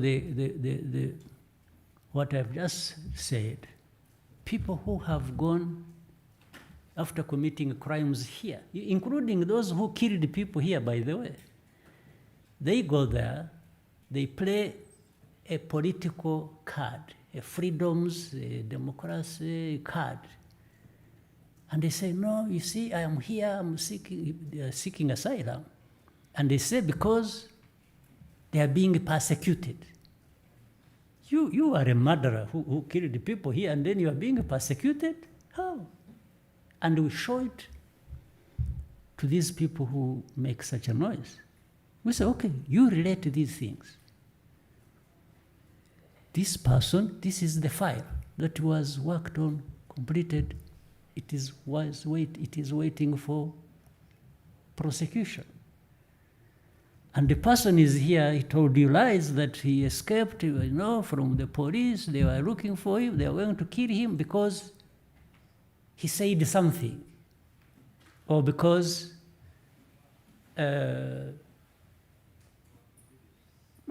he's fighting for democracy. So how do you marry these two things? How do you explain it? We have a case. In fact, it's one case, but involves people. There are people who left here like 20 years. This case that has been going on in the UK of genociders who know. Sorry? Yes, who are known, well known. The victims are here. The people whose families were killed by these guys are here. Everybody knows the story. But these guys have been in the UK protected, and they went into politics and started talking about how, this Tutsi government, they are calling people, telling people to shut up, they do this. This case has been going on for 15 years. And we asked the government. We said, okay. They first said, we can't send you these cases because we requested. We said, you give us these people, we go and prosecute them in the court of law. And they said, no, we can't give them to you. We are not sure about your courts, your judiciary, and so on and so forth. We said, okay, you have right to have doubts about us. Let us give you the files, and you try these guys in your courts. And they can't do that either. So you have there are many cases like this. And we tell these people, but what do you want us to do? What we are saying is that these people have cases to answer. I'm now away from that case. There are others elsewhere. We say, you don't believe us. That's okay. You have a working judiciary in your country, your developed country. Let us give you what you are saying, what we are saying, You have these people in your hands. Try them against this. You find them innocent, let them go. We shall know that you have found them innocent, and that's okay. They can't do that. Why? Because some of them exactly want to keep that story running of how bad everything is here.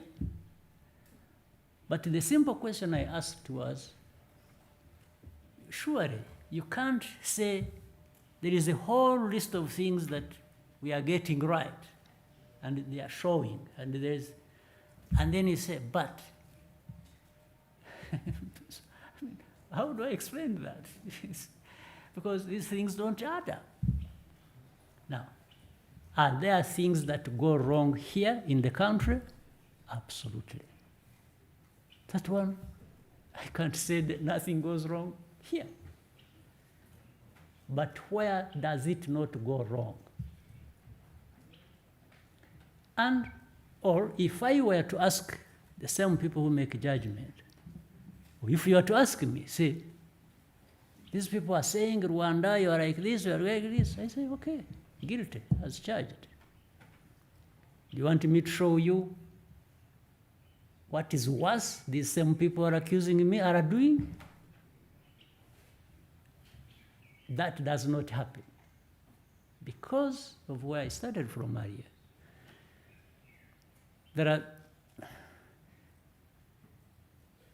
It's like, do as I say, don't do as I do. This saying is very old, it's not by me. So that's what is involved in what we are talking about. Every single day. You tell us, oh, you are doing this. Sometimes, by the way, you are supposed to believe what they are saying about you. You're not even supposed to question or protest. But at the same time, you are talking about freedoms. But if you don't allow me the freedom to answer back or to say you are telling lies, or actually what you are saying is not true, then who is violating freedoms more than the other? You are exactly doing what you are denying me to do. You don't want me to explain my case. And then you turn it around actually and say, you see, Rwanda does not want or does not like criticism. But you don't like criticism because when I'm explaining to you, then you are labeling me as not liking criticism. But you are exactly depicting me in that light because you think I shouldn't be answering back or asking or raising questions about what you are saying about me. That is denying people freedom. This freedom, democracy, people have turned it into something, a subjective tool, just to use. You know, if you have a voice, you have a media, you have power, you have money, then you are controlling this. Everybody else is supposed to accept what you are saying there and what you are saying they are doing, whether it is right or wrong, whether it is true or not. This is the problem. I'm glad you actually raised this question because it's been there for many years. It is still there as we speak.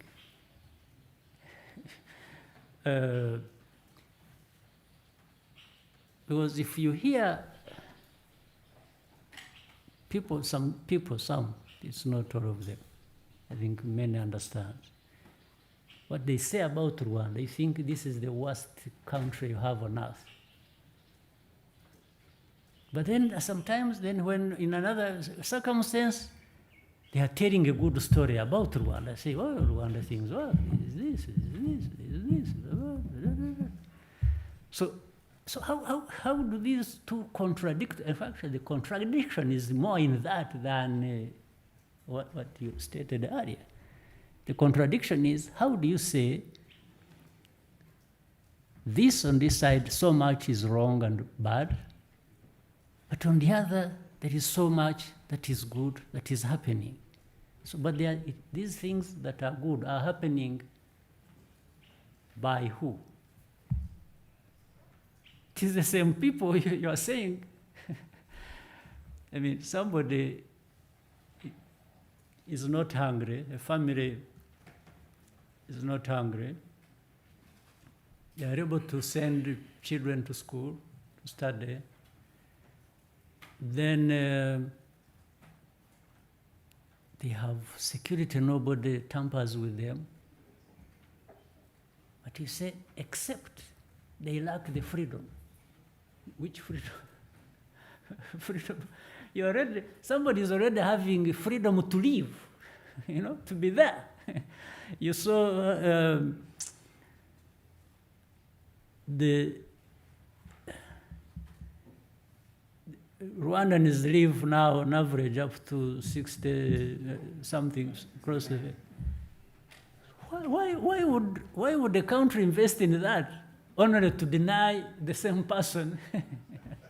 Does it really make sense? Does it add up?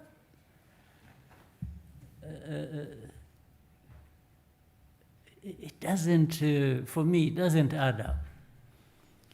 But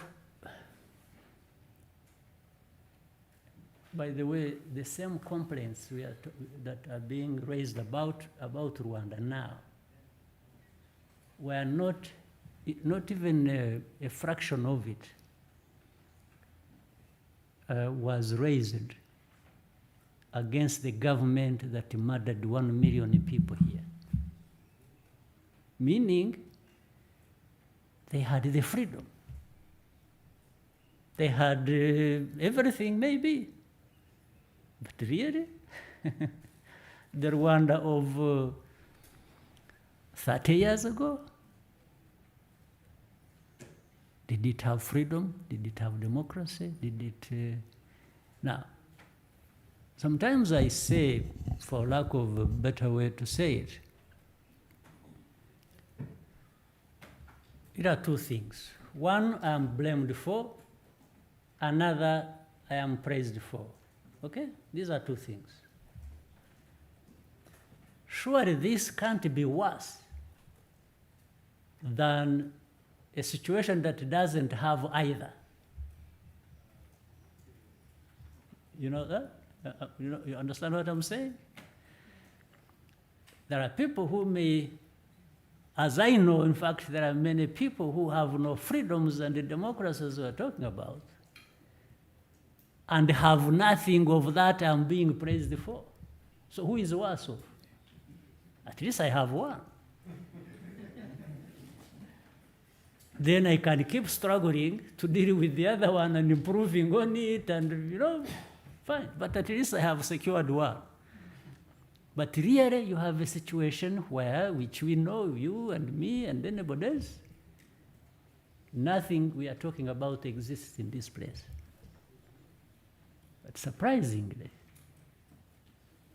because of maybe how they are used to serve certain interests of those who set the standards, they may end up actually being praised. I wouldn't name names here, but I have names in my mind. I could give example, but I won't say it. I won't do it. People, even other people look and say, what do you think you are doing? You have so much, but in the end, it has not transformed the people either way, either by development or by these subjective things we are talking about. But yet, the resources are incredible. But those ones, nobody will talk about them, because the same people who set these standards and define us are in between helping themselves with these resources. This is how the world seems to operate as I understand it. You had asked another... Sure. That's the one I was missing. We have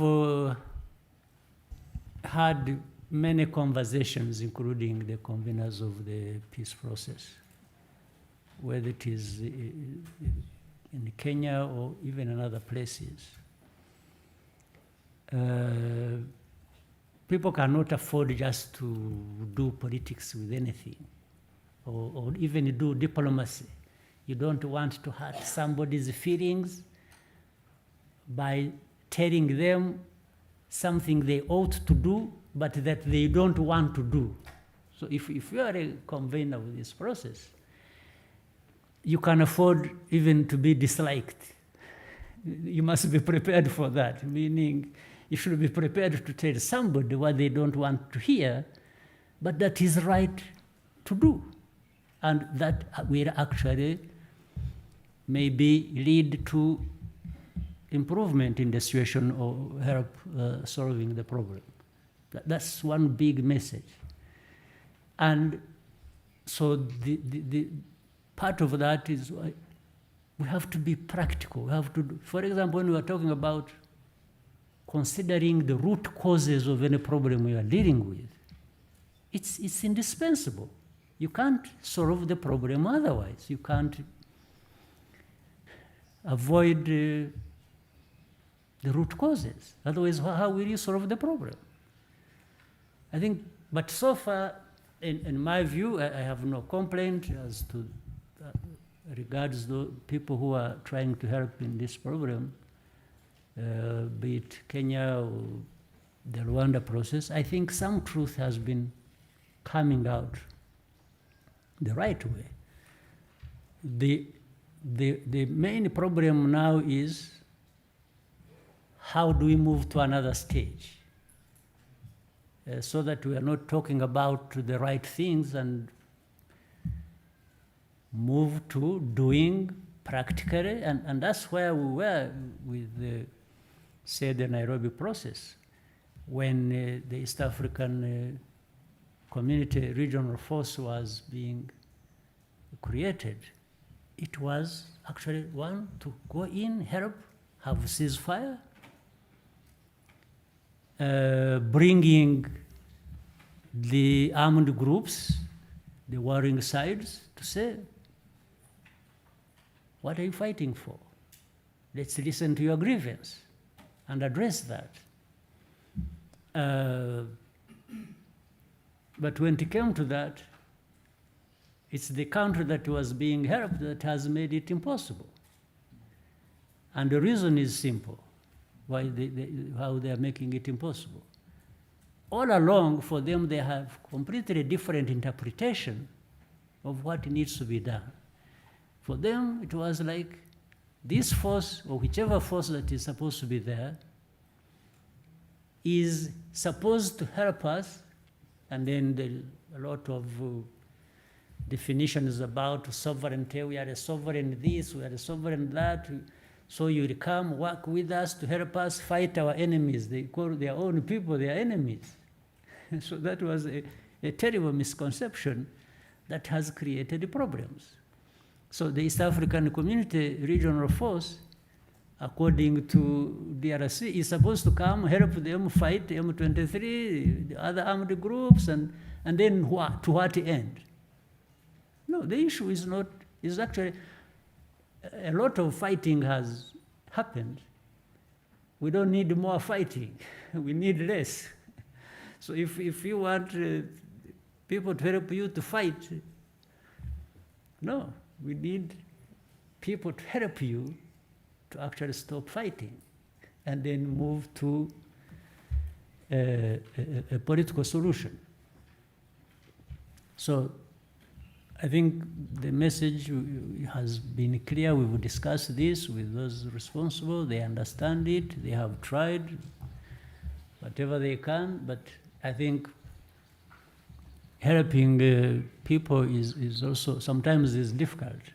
You may help somebody who doesn't need your help or who thinks you can only help them in a completely different way that doesn't provide the solution. And that's where people get stuck. Thank you, sir. With your permission, we may take 3 more before we end. We start with Ghana.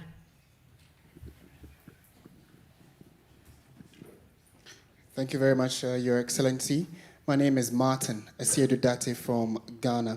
My question would come on the back of the fact that Ghana currently is going to the IMF or is seeking IMF bailout. It looks as though post the COVID and Russian-Ukraine war, a number of countries and economies have suffered. But steadily, it looks as though Rwanda has had a steady rise and has not gone back for that kind of assistance. In your estimation, what can other African countries do in line with the continental free trade area, which is a concept many are working towards, to ensure that we have enough resources to help ourselves so we do not keep running to these Bretton Woods institutions? And secondly, as an Arsenal fan, knowing that Arsenal is doing well this season, yes, I'm sure, I am. Yeah, I know that you're looking forward that they win the league.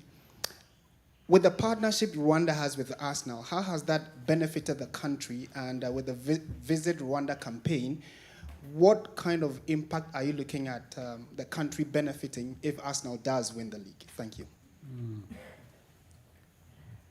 Now, the first one, really I want to be clear. We haven't succeeded in everything we have tried to do for ourselves. We succeed in some, fail in others, and keep trying. And I don't, sometimes I don't feel comfortable to say things as if it's a prescription for what others can do to remedy their problems. I want to start by saying that. And with Ghana, that we are close to, we have good cooperation, many things that we do with Ghana. And Ghana is a great country, has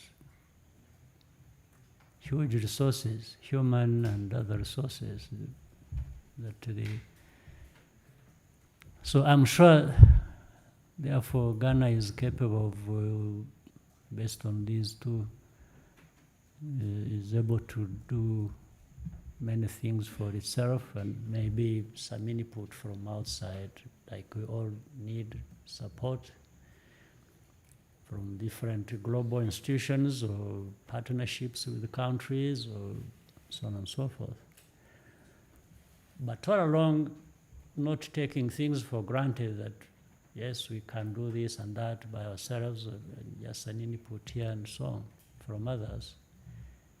That's exactly the point when we created the CFTA. It was to aggregate our capacities, our possibilities, our potential on the African continent, so that really proportionately people benefit, depending on what they have, on their size, on so many things. And there are things that are more or less simple and straightforward to make it, to do a CFTA work and help us. And that we start with simple things like connection with each other, countries that have signed up to it, communication, freedom of movement, of people, goods, and trading with each other, and increase it. We have repeated so many times, we see the rest of the world, the different continents,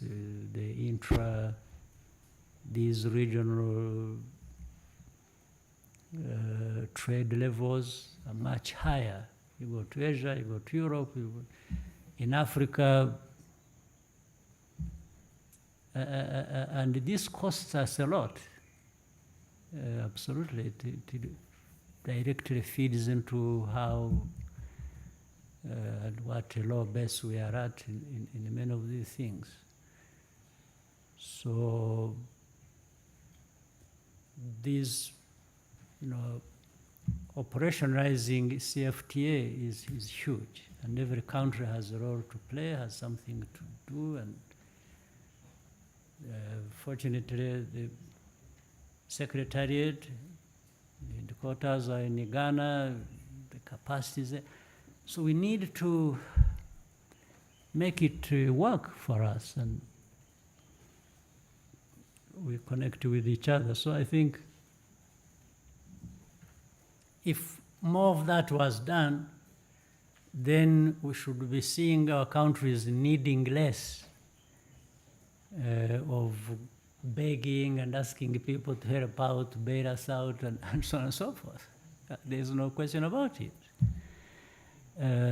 So we need to do more of that and stop being dependent on. So I maybe just stop at that. For Arsenal, we have had a very good partnership. It gets better every time. In fact, our people responsible for these investments calculate and see. They can easily tell how many people got to know about Rwanda because of this, how many, based on that, actually came to Rwanda, how many, based on that, actually invested in Rwanda. It surpasses by far what we invested in this partnership ourselves. Invested something in the partnership and getting more by a big factor. We get more from that. Of course, again, cynically, these prejudices we are talking about earlier, some people are saying, no.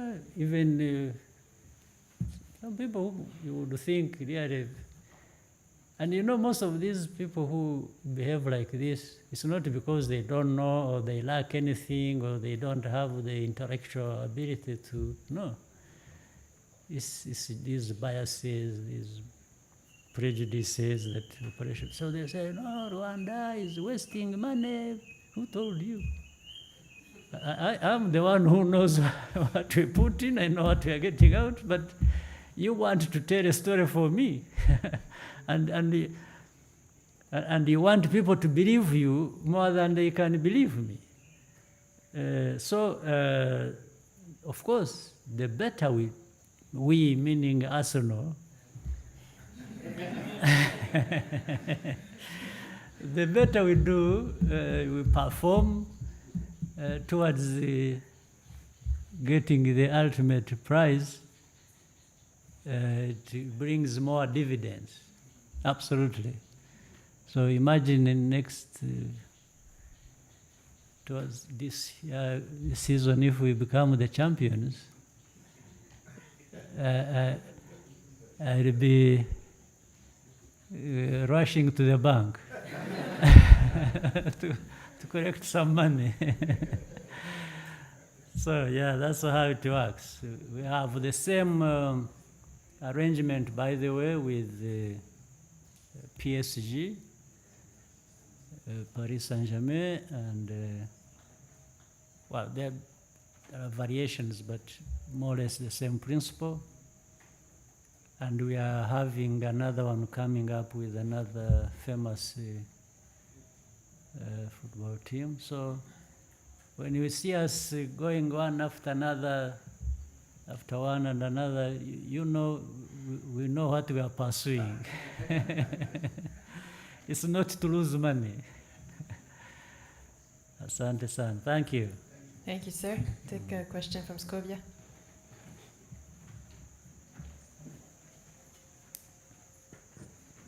Murakoze nyakubahwa Perezida wa Repubulika, nitwa. Will you join me as a fan of Arsenal? Unfortunately, no.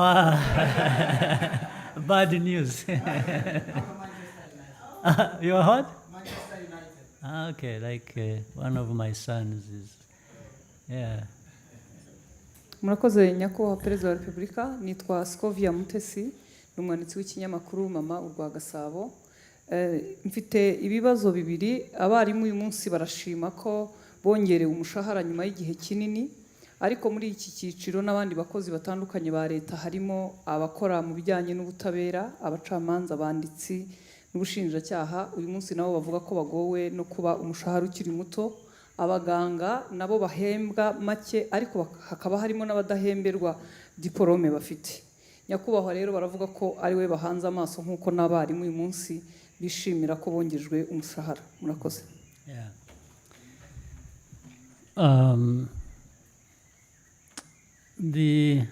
Ubundi ntabwo ari ukuri kose, kuko abo bandi nabo hari igihe actually twigeze kureba icyo twakora kugira ngo hagire ikiyongera ku buzima bwabo cyangwa icyo bahembwa.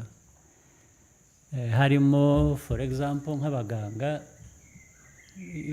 niyo umuntu ataguhaye amafaranga yongera ku mushahara, akaguha uburyo bushobora gutuma wongera icyo ushobora gutahana nyuma y'ukwezi, ni nko kuyaguha. So byarabaye mu baganga, byarabaye n'ahandi aho twagiye dushakisha uburyo icyo batahana cyangwa icyo babona cyazamuka kurusha icyo bari bafite.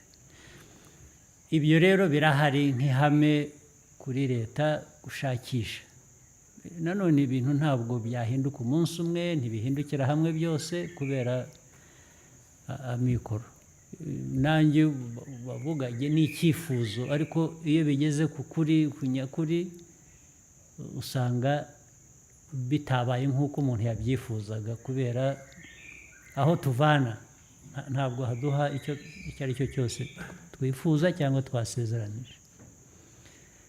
Icyo navuga rero, ibyo uvuze nibyo.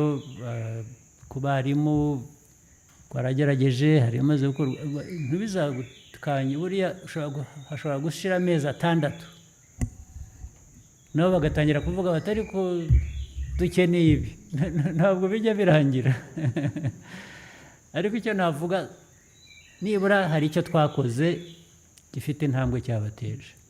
Mbere y'uko twongera gusubira ku barimu, ndibwira ko tuzaba twakoze ibishoboka kugira ngo n'abandi noneho no secteur zindi bashobore kugira icyo babona, nk'abaganga, nk'abacamanza, abakora mu sector ya justice.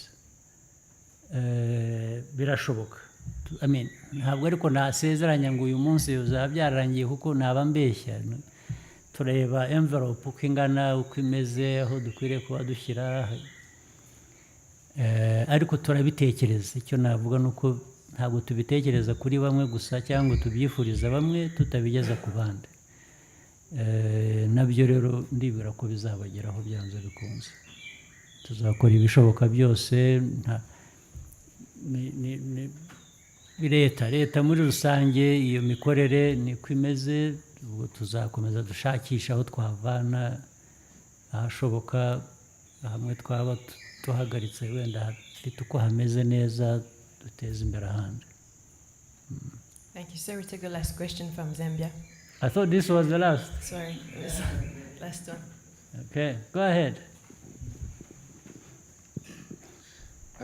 Good evening, Your Excellency. Thank you so much. My name is Damasio Piri from Zambia National Broadcasting Corporation in Zambia.